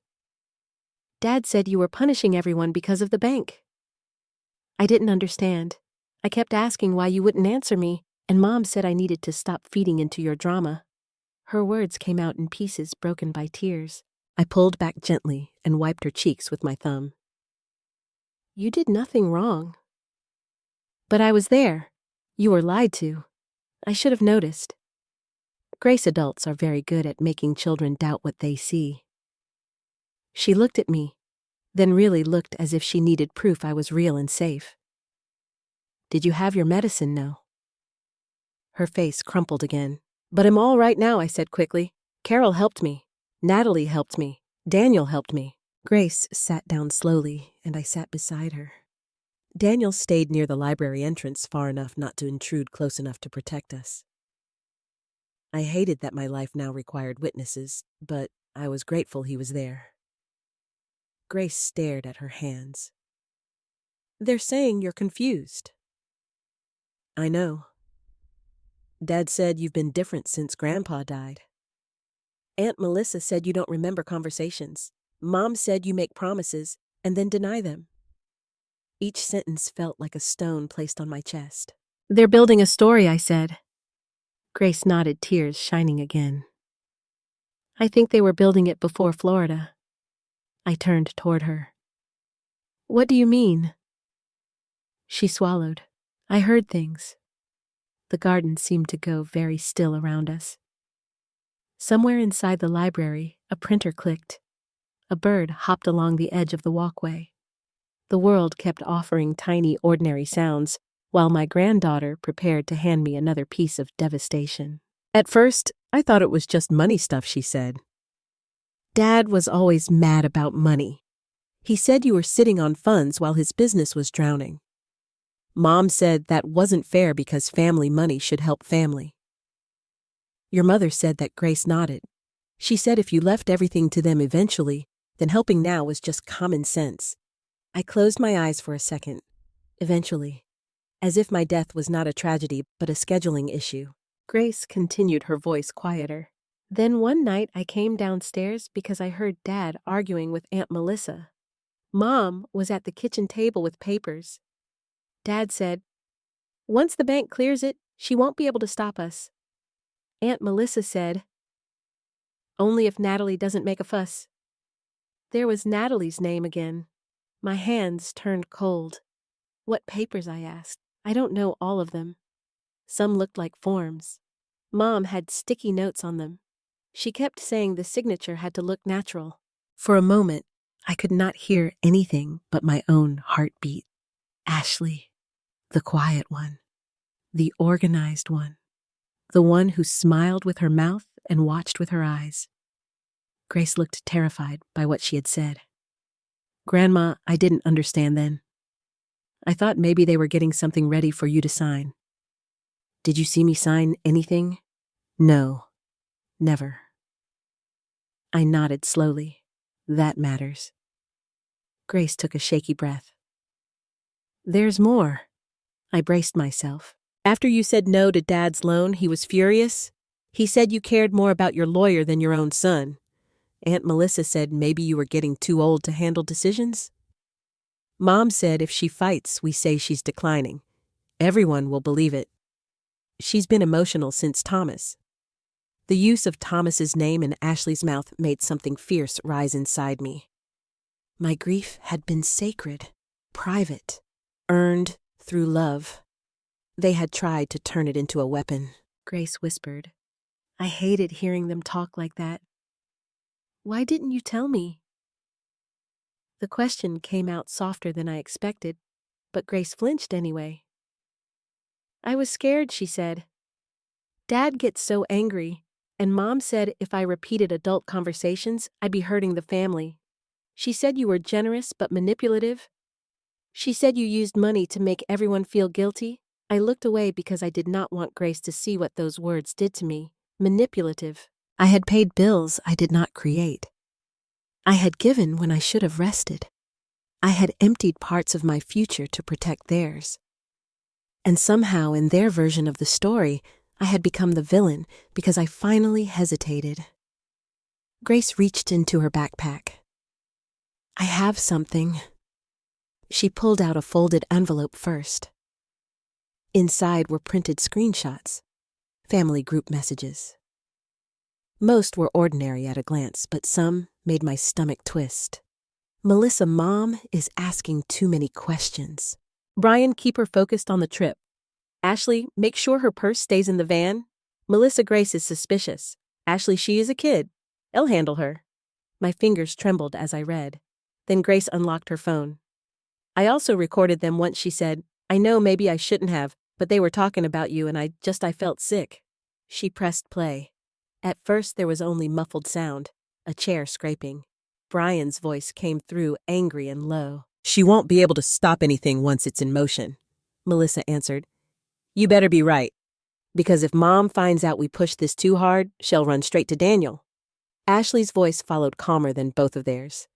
Then we don't let it look pushed. We make it look like concern. She's aging. She's isolated. She gets confused when she's emotional. That's not hard to prove if everyone says the same thing. I felt the bench beneath me, but not my own body. Brian said, and the signature? Ashley replied, good enough for a first pass. Most people don't look that closely if the notary stamp is there. Grace stopped the recording with shaking fingers. I'm sorry, she whispered again. I could not speak. Not because I doubted her, not because I was surprised anymore, but because hearing their voices stripped away the last thin layer of denial I had been hiding behind. They had discussed me like a problem, like an obstacle, like a door that needed the right key. I took Grace's hand. Sweetheart, listen to me. What you did was brave, but from now on, you do not record anything else. You do not search for papers, and you do not confront them. Your safety matters more than evidence, but I want to help you. You already have. I don't want them to hurt you. They already did, I said gently. Now we stop them from doing more. Grace's lips trembled. Are you going to have Dad arrested? The question went straight through me. I looked at my granddaughter who loved me and still loved her father because children do not stop loving flawed parents just because the truth becomes ugly. I would not force her heart into a courtroom before it was ready. I don't know what will happen, I said honestly. But I know this loving someone does not mean letting them destroy you. She leaned against me then, just as she had in the van before everything shattered. I put my arm around her and stared at the library garden, at the flowers pushing up through dark soil. For the first time, the evidence was not just bank reports and legal notes. It was my granddaughter's tears. And that made me more determined than anything else could have. Daniel called it a family meeting. I called it the hardest performance of my life. By then, the locks had been changed. Frank Delaney had documented enough from the street to prove Brian and Melissa had entered my home while believing I was still stranded in Florida. Natalie had sent Daniel her formal report. Grace's screenshots and recording had been saved in 3 secure places. My credit cards had been canceled. My accounts were frozen. The forged power of attorney sat in Daniel's folder like a snake pressed flat between pages. But Daniel still wanted one more thing. Their own words. People like this often explain themselves if they think they still control the room, he told me. People like this. It hurt that my children now belonged inside a phrase like that. We arranged the meeting for Thursday evening at my house.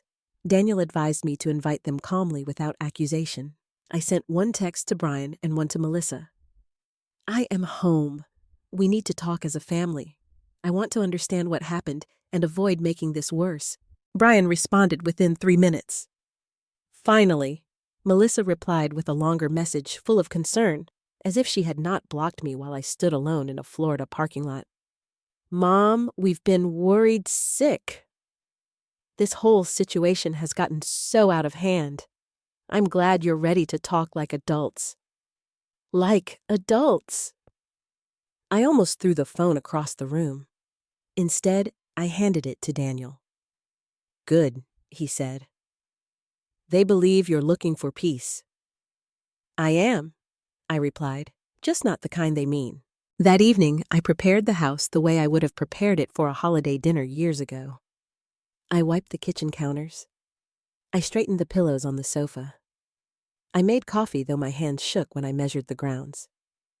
I put Thomas's photograph back on the mantel after finding it face down on a side table the day the locksmith let me in. I did not know who had turned it over, but I knew why it hurt. The house still felt violated. Drawers had been opened, papers shifted. Thomas's garage shelves had gaps where tools used to sit. The hallway closet was a mess of half-opened boxes. My home had always been my safe place. Now it felt like a witness. Daniel arrived first. He wore a dark suit and carried his leather briefcase. Grace came with him. She looked pale and frightened, but determined. Daniel had insisted she not sit in the room during the first part unless she chose to. She chose to stay upstairs in the guest room with the door cracked her phone recording on Daniel's instruction. Ohio law allowed one-party consent, Daniel explained, and I would be the consenting party for my own conversation. Still, the idea of recording my children in my living room made me feel sick. Daniel positioned himself in Thomas's old study just off the hallway, where he could hear everything but not be seen. Frank waited in his car 2 houses down. Claire, Daniel's assistant, remained on standby. It seemed absurd, all this preparation for a conversation with the babies I had once rocked to sleep. At 6:58, headlights swept across the front window. Brian arrived first in his black pickup. Ashley sat beside him. Melissa pulled in behind them, dressed neatly, face made up, holding a tissue before she had even reached the porch. I opened the door before they could knock. For 1 second, no one spoke. Brian looked me up and down, as if confirming I was intact enough to be inconvenient. Melissa rushed forward with her arms open. "Mom!" I stepped back before she could hug me. Her arms froze in the air. Brian's jaw tightened. Ashley's eyes moved past me into the house, calculating what had changed. "Come in," I said. They entered like people entering property they expected to inherit. Brian did not ask if he could sit in Thomas's chair. He simply took it. Melissa sat on the sofa and began dabbing under her eyes. Ashley remained standing for a moment, then chose the armchair closest to the hallway, too close to the study.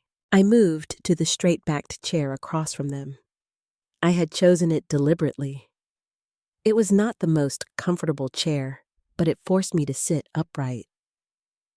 "I asked you here," I began, "because I want to hear from your mouths why you left me at that market." Melissa made a wounded sound. "Mom, that is such an unfair way to frame it." Brian leaned forward.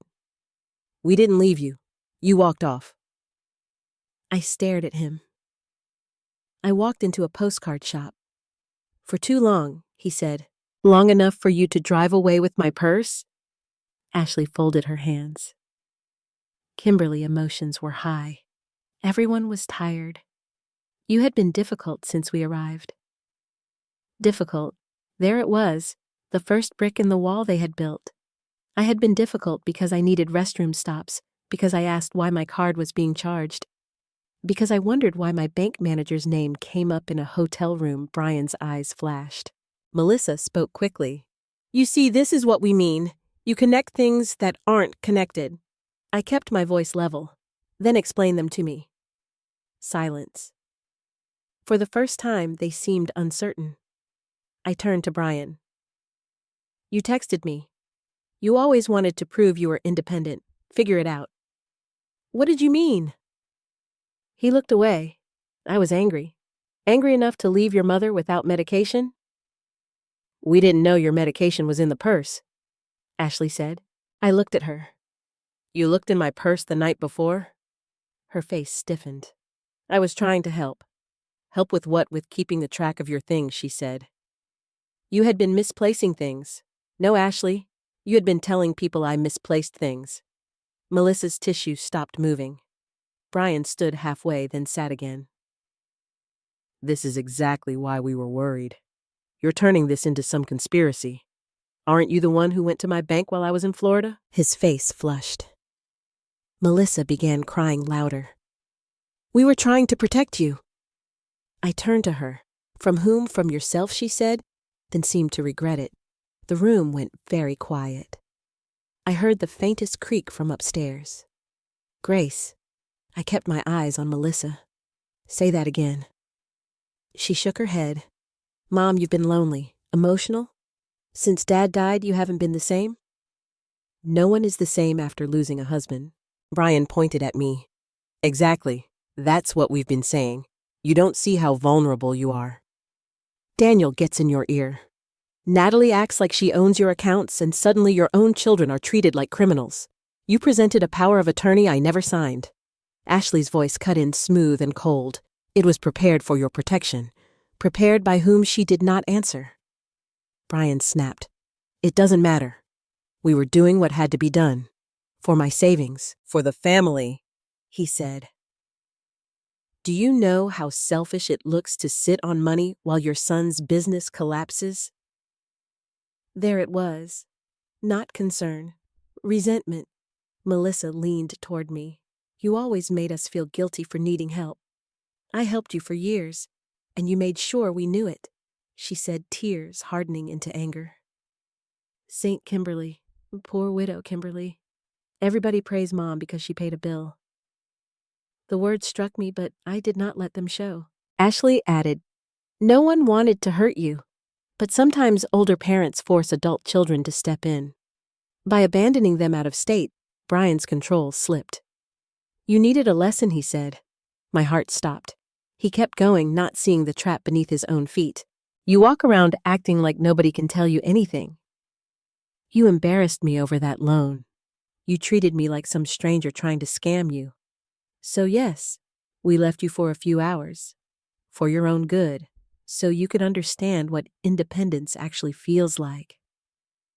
For your own good. The sentence landed in the room with a finality that felt almost visible. Melissa whispered Brian.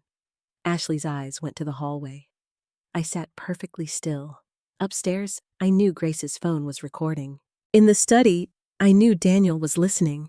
But in that moment, all I could see was Brian at 5 years old standing in this same living room with chocolate on his hands, telling me he had not touched the cake. I had loved him through every childish lie. This one was not childish. This one was cruel. I looked at my son and said quietly, You left me in Florida for my own good. His mouth tightened. He seemed to realize he had said too much. I meant emotionally, he muttered. No, I said. You meant control. Melissa stood. I can't do this. You invited us here to attack us. No, I said. I invited you here to give you one last chance to tell the truth. Ashley's face hardened. And what truth do you want, Kimberly? I looked at each of them in turn. The truth about the bank. The truth about the forged signature. The truth about my house. The truth about why Thomas's tools were being loaded into Brian's truck. Brian's eyes widened. For the first time that evening, fear crossed his face. Not guilt. Fear. And that told me everything I needed to know. For a moment, no one moved. Brian's face had gone from anger to calculation. Melissa stood near the sofa, with one hand pressed against her chest, her tears suddenly gone. Ashley's eyes flicked once more toward the hallway, then back to me. I could almost see them trying to understand how much I knew, how long I had known, and who had told me. That was the first time in my life I saw my children afraid of my silence, not my anger, my silence. I stood slowly and walked to the dining room table. On it, I had placed a plain manila folder. Daniel had told me not to dramatize the moment, not to shout, not to throw accusations like dishes against a wall. Facts, he said, are strongest when you lay them down calmly. So that was what I did. I opened the folder and took out the first sheet. This is the report from Buckeye Community Bank, I said. It states that Brian Howard, Melissa Carter, and Ashley Howard appeared at the branch while I was in Florida. It states that a power of attorney document was presented. It states that Brian requested information about liquidating my certificate of deposit and accessing my safe deposit box. Brian shot to his feet. You had no right to get private bank records about us. I looked at him. They are my bank records. His mouth closed. I placed the paper on the table. Then I took out the second document. This is a copy of the power of attorney. Melissa's face crumpled again, but this time the tears did not come. Mom, please, no, I said quietly. You had many chances to say please before you left me without my purse and medication. Ashley crossed her arms. You're making this sound worse than it was. I looked at her, then helped me understand why my signature is on a document I never signed. No answer. I turned the paper so they could see it. My name is written here as if my hand did it. But it did not. Natalie noticed. Daniel noticed. And I noticed too once I saw it. The K is wrong. Thomas used to tease me because I always looped the K in Kimberly like a schoolgirl. Whoever signed this forgot that. Ashley's face lost color. Brian barked out a laugh. You're basing this on a loop. No, I said. I'm basing it on fraud. The word hit the room hard. Melissa whispered, Don't say that. Why not? Because it sounds ugly. What you did was ugly. Brian pointed at me. We were trying to prevent you from making a mistake with your money. My money, I repeated. Not family money, not future money, not Brian's rescue fund. Mine. He flinched, but only slightly. I took out the screenshot of his text and placed it beside the power of attorney. You always wanted to prove you were independent. Figure it out, I read aloud. Melissa covered her mouth. Brian looked away. That was sent to me while I stood in a parking lot in Florida with no wallet, no ID, no medicine, and no ride. That text proves you knew exactly what you were doing. I was angry, he muttered. Anger explains a slammed door. It does not explain abandoning your mother in another state while you walk into her bank with forged papers. Ashley stood. This conversation is over. Daniel stepped out of Thomas's study. No, Mrs. Howard, he said evenly. It is not. Ashley froze. Brian turned toward him, rage flooding back into his face. What the hell is he doing here? Daniel adjusted his glasses. Representing my client. Your client, Melissa said weakly. Yes, Kimberly Howard. The owner of this home, these accounts, and every item removed from this property without her permission. Brian took a step toward him. This is a family matter. Daniel did not move. Not anymore. The room went so quiet, I could hear the old clock in the hallway ticking. Daniel walked to the table and placed his briefcase beside the folder. I have copies of the bank report photographs showing property being removed from Mrs. Howard's garage and home screenshots of relevant messages, and an audio recording from this evening in which Mr. Howard admits Mrs. Howard was left in Florida intentionally. Melissa's eyes widened. You recorded us. I recorded a conversation in my own home, I said. A conversation where you all had another chance to tell the truth. Ashley's jaw tightened. That little girl. The words came out before she could stop them. My whole body went cold. Brian snapped Ashley. I stepped toward her. Do not speak about Grace like that. Ashley's eyes flashed. She has no idea what she's involved in. She knows more about right and wrong than the 3 adults standing in front of me. Melissa sank back onto the sofa. Mom, please. You're going to destroy this family. I looked at my daughter, and for 1 second I saw her at 7 years old, with ribbons in her hair asking me to check under the bed for monsters. I had protected her from every imaginary thing I could, but I could not protect her from who she had chosen to become. No, Melissa, I said. The family was damaged when you decided my grief made me easy to control. It was damaged when you blocked my number. It was damaged when you stood beside your brother in a bank and let him present a lie with my name on it. She began to cry, then real tears, or frightened ones I could not tell. I didn't know it would go that far, she said. Brian turned on her. Don't start. She looked up at him. You said the bank wouldn't question it. The confession slipped out like a dropped glass. Daniel's pen moved across his notepad. Brian's face hardened. Shut up, Melissa. I watched them, then my son blaming my daughter collapsing under fear, my daughter-in-law measuring escape routes with her eyes, and I felt something inside me finally separate. For years, I had confused sadness with responsibility. If they hurt, I reached for my checkbook. If they panicked, I softened. If they blamed me, I searched myself for guilt. But now, I saw their pain for what it was. Not remorse, Consequence. I took one last document from the folder. This morning, I said Daniel helped me update my estate plan. Brian's head snapped toward me. Melissa stopped crying. Ashley went very still. I continued. Brian and Melissa, you no longer have any financial authority, emergency access, or decision-making role in my affairs. You are removed from all documents where your names appeared as backups. The bank has been notified. My credit is protected. My safe deposit box requires my physical presence and additional verification. The locks have been changed. Brian's voice came out low. You can't just cut us off.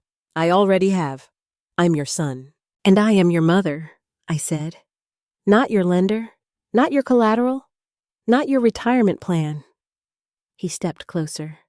After everything I've done for this family, I laughed once softly. It surprised even me. Everything you've done, Brian, you left me alone under the Florida sun so you could try to empty the savings your father and I built. His face twisted. Dad would have helped me. That old wound opened, but this time I did not bleed the same way. No, I said. Your father protected me from you. The words struck him harder than anything else I had said. For a moment, he looked like a boy again. Hurt, furious, exposed. Daniel spoke before Brian could answer. Mrs. Howard has not yet decided the full scope of legal action she will pursue, but a formal fraud report is being prepared. I advise all of you not to contact her except through my office. Melissa stood trembling. Mom, please don't do this. Think of Grace. I am thinking of Grace, I said. That is why her education fund is being moved into a separate trust. One none of you can touch. Ashley's mouth tightened. There it was, the flash of anger at money placed beyond reach. I looked at each of them one last time. You mistook my love for permission, I said. You mistook my grief for weakness. You mistook my silence for stupidity. And worst of all, you mistook being my children for owning me. No one spoke. I walked to the front door and opened it. The evening air came in cool and clean. This meeting is over. Brian stared at me as if he did not recognize the woman standing there. Maybe he didn't. Maybe I had finally become someone new. Or maybe after all those years, I had finally become the woman Thomas always knew I could be. Consequences do not arrive like lightning. They arrive like mail, one envelope at a time, one phone call, one returned key, one canceled card, one locked account, one silence where an apology should have been. After Brian, Melissa, and Ashley left my house that night, I stood in the living room for nearly a full minute, with the front door still open. The porch light shone on the walkway. Brian's truck backed out 2 fast tires scraping against the curb. Melissa sat in her car with her hands over her face before finally driving away. Ashley never looked back. When the street was quiet again, Daniel stepped beside me. Close the door, Kimberly. I did. The click of the lock sounded louder than it should have. Grace came downstairs a few minutes later. Her face was pale and her hands were shaking. I wanted to shield her from everything, but the truth had already reached her. Children always know more than adults think they do. They may not understand the legal words, but they understand tone. They understand fear. They understand when love in a room has turned dangerous. Grandma, she whispered, "Are you okay?" I looked at her and almost lied. Instead, I said, "Not yet, but I will be." She crossed the room and hugged me. I held her tightly, not because she was responsible for my strength, but because she reminded me why truth mattered. If I allowed Brian, Melissa, and Ashley to turn this into a family misunderstanding, Grace would learn that betrayal could be forgiven before it was even named. I would not teach her that. The next week became a blur of appointments. Daniel filed the formal fraud report. Natalie submitted everything through the bank's internal system and cooperated with the investigator assigned to the case. My signature on the power of attorney was sent for review. The notary stamp was traced. The document itself, which had looked so frightening when I first saw it, began to look less like a weapon and more like evidence. I changed everything. Every password, every account alert, every emergency contact, every backup authorization. I removed Brian and Melissa from places I had once included them out of habit and hope. Their names came off medical forms. Their numbers came off bank profiles. Their access to my home security system was revoked. The locksmith returned and installed additional deadbolts, not because I wanted to live in fear, but because peace sometimes needs hardware. Daniel updated my will again, this time with language so clear that no one could pretend not to understand it. I created a separate trust for Grace's education and future needs, not a casual account someone could guilt her into sharing. Not money placed under Brian's control. A protected trust with an independent trustee Daniel recommended, structured so that Grace could benefit without being used as a bridge back to my assets. When Brian heard about that, he left me a voicemail from a number I did not recognize. "So that's it. You're poisoning my own daughter against me now. Using money to turn her into your little spy?" I did not call him back. I saved the voicemail and sent it to Daniel. That became my new habit. Save, forward, do not respond. At first, it felt unnatural. I had spent decades answering every cry for help, every accusation, every guilt-soaked message. My thumb would hover over the screen, and my heart would whisper, "Hez your son." But then I would remember the Florida sun on my shoulders. I would remember the dead phone in my hand. I would remember him saying, "You needed a lesson." So I let Daniel answer when an answer was needed. Brian's construction business felt the consequences first. The private lender pulled back when the collateral plan collapsed. Without my house, without my CD, without my forged permission, Brian had nothing strong enough to offer. A week later, one of his suppliers filed a complaint for non-payment. Then 2 subcontractors walked off a job. Then a business partner, a man named Vince, who had always seemed to believe Brian's confidence was the same as competence requested in accounting review. Brian blamed me for all of it. He told anyone who would listen that I had ruined his company because I was bitter. He said I cared more about punishing him than protecting the family name. He said Daniel had manipulated me. He said Natalie had overstepped. He said Grace had been coached. What he did not say was that his company had been failing long before I finally said no. Melissa's consequences were quieter, but no less real. Her supplemental credit card, the one I had given her for emergencies, was canceled. The automatic transfer I had set up to help with her utilities stopped. The spare key she kept to my house was useless. When she realized I was no longer going to cover the gaps she had built into her life, her messages turned from tearful to sharp. One read, "I hope you're proud. I had to tell the kids we can't do summer camp because Grandma decided to punish everyone." Another said, "You always said family comes first. I guess that only applied when we worshipped you." That one made me sit down. Worshipped me. I stared at the words for a long time, trying to understand how a mother could give until she was nearly emptied and still be accused of demanding worship. Then I realized something: people who depend on your sacrifice often experience your boundary as cruelty. Ashley tried a different strategy. She sent one message through Daniel's office, carefully worded, polished, almost professional. She claimed she had only organized documents at Brian's request. She claimed she believed I had agreed to sign everything. She claimed she had never intended harm and was deeply concerned about Grace being exposed to adult conflict. But Daniel had emails. Ashley had emailed a template to Brian. Ashley had researched notary requirements. Ashley had called the senior living facility. Ashley had written in one message to Melissa, "The key is consistency.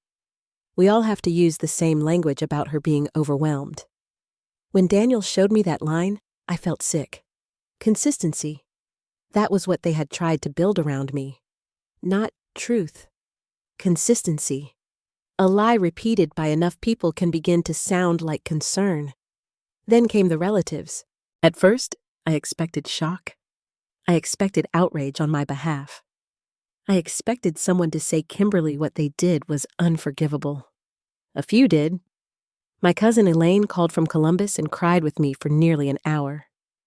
My neighbor Marjorie brought soup and sat at my kitchen table without asking questions. But others came carrying the old familiar basket of excuses. My sister-in-law Patricia said I know Brian went too far, but legal action could ruin his life. I said he was willing to ruin mine. She sighed like I was being difficult. My nephew Mark called and said, "Aunt Kim, everyone makes mistakes when money is tight." I asked him, "Have you ever abandoned your mother in another state and forged her signature?" He had no answer. Then came the worst discovery. Daniel's review of messages and conversations revealed that some relatives had known pieces of the plan. Not all of it, maybe. Not the Florida abandonment, not the forged signature in full detail, but enough. Patricia had known Brian wanted to use my house as family collateral. Mark had heard Melissa say I was too emotional to manage everything alone. One cousin had even told Brian, "If your mom won't listen, maybe you need to force the issue before she gives everything to charity." Charity. That rumor had come from nowhere. I had never planned to leave everything to charity. But the possibility that I might choose someone other than them had frightened people who had already spent my estate in their minds. That was the second betrayal. The first was what my children had done. The second was how many people had stayed quiet because they thought they might benefit from it. For several days, after learning that I barely answered the phone, I moved through the house, slowly touching things as if reclaiming them. Thomas' remaining tools, my mother's quilt, the pantry door with Grace's childhood height marks, the blue mug Thomas used every morning, the life they had treated like inventory. One evening, I stood in the garage and looked at the empty spaces on the shelves where Brian had taken his father's tools. Frank had recovered some from Brian's storage unit, but not all. A few had already been sold. That hurt more than money. Money can be replaced. A worn wooden handle shaped by your husband's hand cannot. I pressed my palm against Thomas's workbench and finally let myself say out loud, "They knew better." That sentence mattered, because before that, I had kept asking why. Why would they do this? Why did they not love me enough? Why did no one stop them? But why can become a room with no doors? Sometimes the only way out is to stop searching for an explanation that makes cruelty acceptable. They knew better, and they did it anyway. By the end of that month, my boundaries were no longer emotional ideas. They were written, filed, locked, and witnessed. Brian, Melissa, and Ashley could not access my money, my home, my records, my medical decisions, or Grace's trust. They could not speak to me except through Daniel. They could not step onto my property without risking a trespass report. People called that harsh. I called it breathing. One Sunday after church, Patricia cornered me near the parking lot and said, "Kimberly's silence won't keep this family together." I looked at her, really looked at her, and answered, "Neither will pretending theft is love."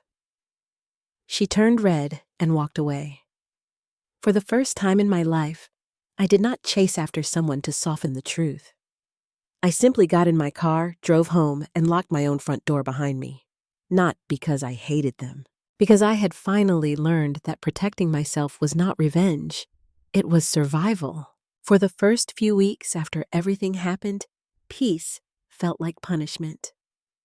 That may sound strange, but when you have spent most of your life being needed, silence does not immediately feel like freedom. It feels like abandonment in a different form. The phone stopped ringing every evening with Melissa's emergencies. Brian stopped appearing at my kitchen table with invoices and desperate eyes. Ashley no longer sent polite messages asking whether I had thought more about paperwork. Relatives who once treated my home like a second pantry suddenly decided I was cold, dramatic, or under Daniel's influence. The quiet should have comforted me. Instead, it frightened me. I would sit at my kitchen table in the morning with 1 cup of coffee instead of a pot ready for anyone who might stop by. I would look at my calendar and realize no one had asked me to babysit, drive payfix, soothe sign, or forgive. The days stretched open in front of me, and I did not know what to do with a life that was finally mine. For a while I mistook that emptiness for loss. Then slowly I began to understand. It was space. Space has to be learned when chaos has been your normal. The house changed first, not all at once. I did not throw out every photograph or erase my children from the walls. I could not do that, and I did not want to become a woman who pretended love had never existed just because love had been betrayed. But I did move some things. Brian's framed business opening photo came down from the hallway. Melissa's wedding portrait, the one from a marriage she no longer wanted to remember, except when it helped explain her pain, went into a box. Ashley's Christmas cards came off the refrigerator. I kept pictures of Grace, of course. I kept pictures of Brian and Melissa as children too, because those memories belong to me before they belong to pain. Thomas's photograph returned to the mantel where it belonged. One afternoon, I stood in the garage and rearranged what remained of his tools. The empty places still hurt, but I stopped looking at them as proof of theft and started seeing them as proof of what I had survived. Frank and Daniel had recovered some items from Brian's storage unit. A few were scratched. One clamp was missing a screw.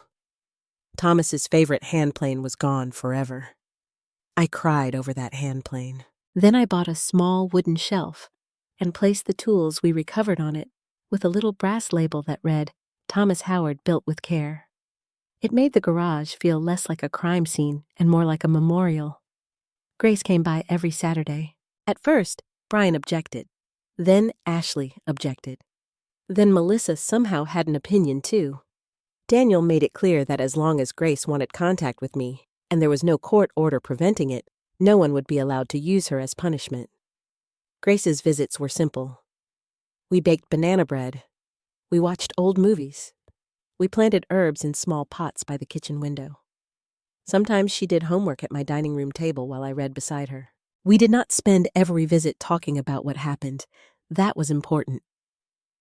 I did not want my home to become the place where Grace had to carry adult grief. She was still a young girl who deserved laughter music, burnt cookies, and ordinary afternoons. When she asked questions, I answered honestly but carefully. "Do you hate Dad?" she asked once while we were washing dishes. I dried a plate slowly. "No," I said. "Hate is too heavy to carry every day." "Do you love him?" I looked out the kitchen window at the tulips Thomas and I had planted years earlier. "Yes. But love does not mean access." Grace thought about that for a long time. "I still love him too," she whispered, as if confessing a crime. I turned off the water and faced her. "Of course you do. He is your father. You never have to apologize to me for loving your father." Her eyes filled. "But he hurt you." "Yes," I said. "And both things can be true." That became one of the hardest lessons of my life. Two things can be true. Brian could be my son and still be unsafe for me. Melissa could be my daughter and still not be allowed to manipulate me. Ashley could be Grace's mother and still have done something calculated and cruel. I could forgive in my heart one day and still keep locked doors, legal boundaries, and silence between us. Forgiveness, I learned, is not a spare key. Carol Bennett became part of my life in a way I never expected. At first, we spoke by phone once a week. She would call from the diner after the lunch rush, her voice always carrying background sound plates clinking, someone laughing, the little bell over her door. She never treated me like a tragedy. She asked what I had eaten. She told me about tourists who complained that the ocean had too much seaweed. She mailed me a postcard with a blue crab on it and wrote, "You are tougher than you think." I kept it on my refrigerator. A month later, I mailed her one back from Dayton. It showed the old courthouse downtown. I wrote, "You were kinder to me as a stranger than my family was as blood." She called me crying after that. That was when I began to understand that family can be chosen not as a replacement for blood, but as proof that love does not end where blood fails. I also joined a women's group at the community center. I almost did not go. I sat in my car for 10 minutes before the first meeting, talking myself out of driving home. The group was for widows, retirees, and older women rebuilding after life changes. At first, I thought my story was too shameful to share. Then a woman named Ruth talked about her nephew draining her savings. Another woman, Janice, admitted her daughter had pressured her to sell her home. A third woman said her sons only visited when they needed money. I was not alone. That realization made me angry at first. Then it made me useful. With Daniel's guidance and Natalie's encouragement, I started volunteering once a month at a senior financial safety workshop. I did not give legal advice. I told my story. I told people to keep copies of documents, protect passwords, choose trusted professionals, and never sign papers under pressure. I told widows not to confuse loneliness with obligation. I told mothers that a grown child's emergency does not automatically become their financial responsibility. Sometimes women cried. Sometimes men did too. After one workshop, Natalie hugged me in the parking lot and said Thomas would be proud. I believed her. Then, 3 months after the family meeting, a letter arrived from Brian. Not a text, not a voicemail, a letter. It came in a plain white envelope addressed in his handwriting. I knew his handwriting immediately. A mother knows things like that, even when the hand has hurt her. I sat at the kitchen table for nearly 20 minutes before opening it. The letter was 2 pages long. He wrote that his business had suffered. He wrote that people were talking. He wrote that Grace was distant. He wrote that Ashley was under stress. He wrote that Melissa had made things worse by panicking. He wrote that Daniel had turned me against my own children. Near the bottom, he finally wrote, sorry things happened the way they did. Not, I'm sorry I left you. Not, I'm sorry I forged your name. Not, I'm sorry I tried to take your money. Things happened, as if betrayal were weather. As if cruelty had no hands. The old mother in me wanted to respond immediately. She wanted to call him, hear his voice, search for softness between the lines. She wanted to believe this was the beginning of repentance. But the woman who had stood in a Florida parking lot knew better. I read the letter twice, then placed it in a folder for Daniel. That evening, I sat on the porch as the sky turned pink over the neighborhood. Grace's herb pots sat in the window behind me. Thomas's photograph was inside on the mantel. Carol's postcard was on the refrigerator. My house was quiet, but it no longer felt empty. It felt protected. I whispered into the evening, I can love them from here. And for the first time, that did not feel like failure. It felt like freedom. 1 year after they left me behind in Florida, I went back. Not because anyone forced me, not because I needed to prove a point, not because I had stopped hurting. I went back because I wanted that place to stop belonging to the worst day of my life. Grace came with me. Carol came too, leaving her diner in the hands of her niece for 3 whole days, which she announced was a miracle worthy of church bells. Marjorie, my old neighbor from Dayton, joined us at the last minute after deciding that widows had spent too many years waiting for permission to enjoy themselves. So there we were, 3 older women and 1 teenage girl, walking through the same little Florida town where I had once stood with no purse, no money, no medicine, and no idea whether my own children had just destroyed my life. This time, I carried my own purse. Crossbody zipped, tucked against my hip. Inside it were my wallet, my medication, a printed emergency contact card, a portable phone charger, and enough cash for the day. Natalie would have been proud. Thomas would have laughed and said I had finally become as careful as he always wanted me to be. The morning was warm, bright and windy. The beachside market looked almost exactly the same. White tents lined the walkway. The air smelled of sunscreen, fried shrimp, coconut candles, and salt. A man played guitar near the fountain. Children ran past us with sticky fingers and sandy feet. Life had gone on here without knowing what had happened to me. For a moment that angered me. Then it comforted me. Places are not cruel. People are. Carol walked beside me, watching my face. You doing all right? I think so. That's not a yes. It's the best I've got right now. She nodded. Fair enough. Grace slipped her hand into mine. She was 17 then, taller, steadier, but still soft in the ways that mattered. The last year had changed her. She had learned too early that adults could lie with polished voices. She had learned that family could be complicated, that love could hurt, and that truth sometimes cost more than silence. I hated that she had to learn those things, but I was proud that she had not let them harden her. Grandma, she said we don't have to go to the postcard shop. I looked ahead. There it was, the same little shop with racks outside spinning slowly in the breeze. Sunsets, pelicans, white sand, bright blue water. Wish you were here. My stomach tightened. I do, I said. We walked in together. The shop smelled just as I remembered, paper wax and coconut. The older man behind the counter was not there this time. A young woman sat reading a magazine, barely looking up as we entered. That felt right somehow. The world did not pause for my grief. Healing, I had learned, was not about the world changing for you. It was about walking differently through the same world. I turned the postcard rack slowly. One card showed the pier at sunset. Another showed a row of colorful beach houses. Another showed waves breaking under a pink sky. I chose 3. Grace watched me. Who are they for? One for you, I said.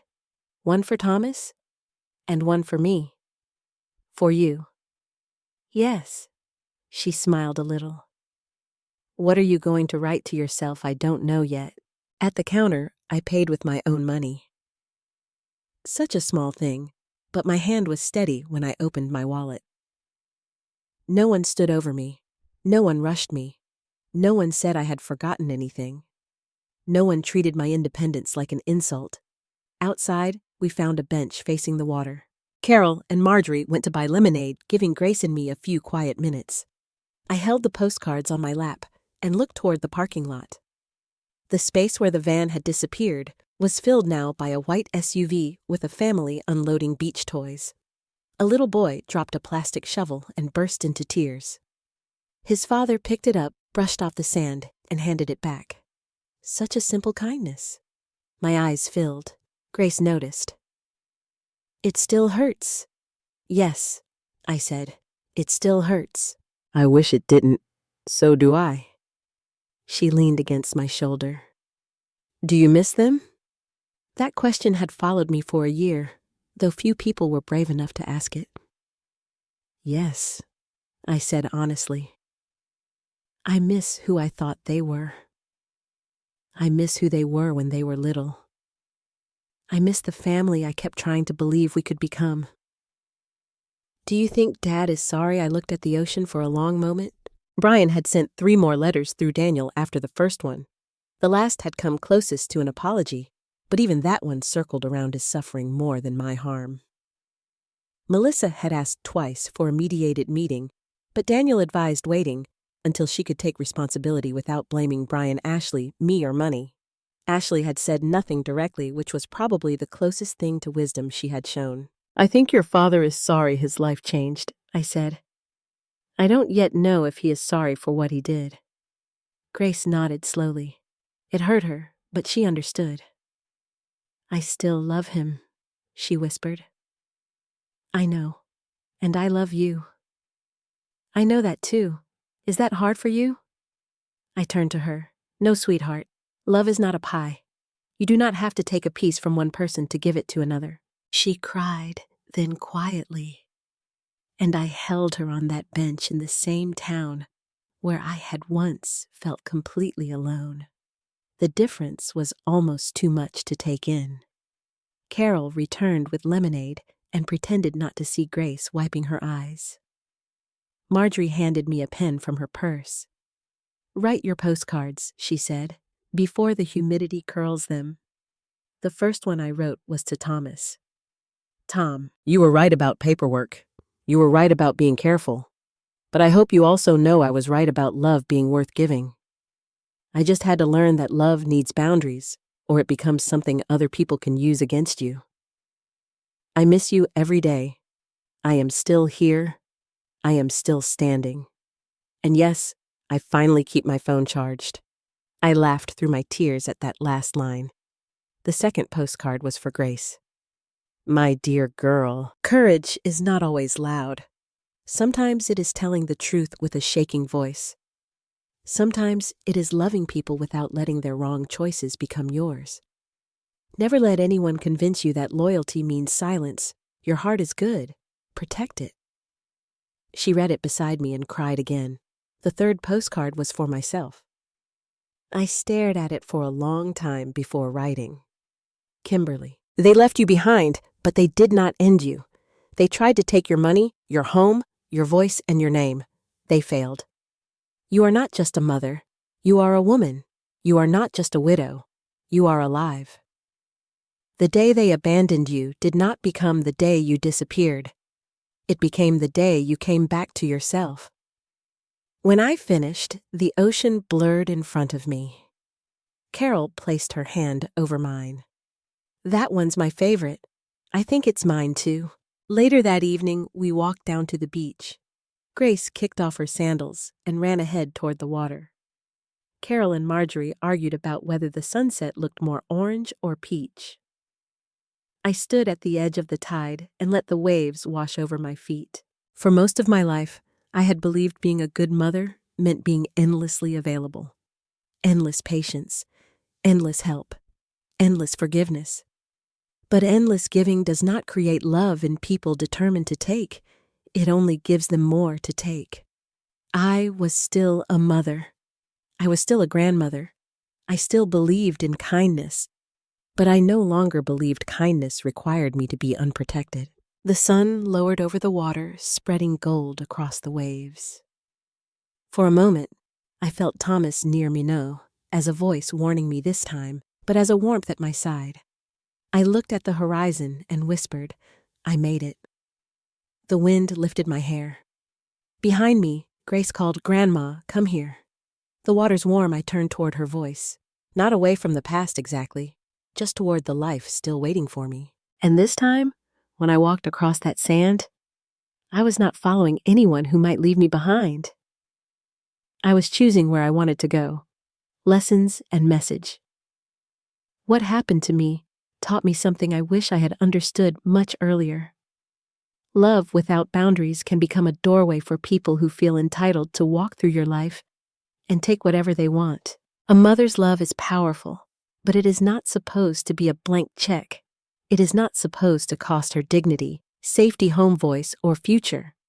Helping your children is beautiful when it comes from love and respect, but when help becomes expected, demanded, manipulated, or punished when refused, it is no longer love. It is control. I also learned that paperwork is not cold. Protection is not selfish. Having a lawyer, a trustworthy bank manager, secure accounts, updated documents, and clear boundaries does not mean you love your family less. It means your kindness has a lock on the door. It means your future cannot be stolen by someone else's emergency. And maybe the deepest lesson is, this forgiveness and access are not the same thing. You can release bitterness without handing someone the keys again. You can love people from a distance.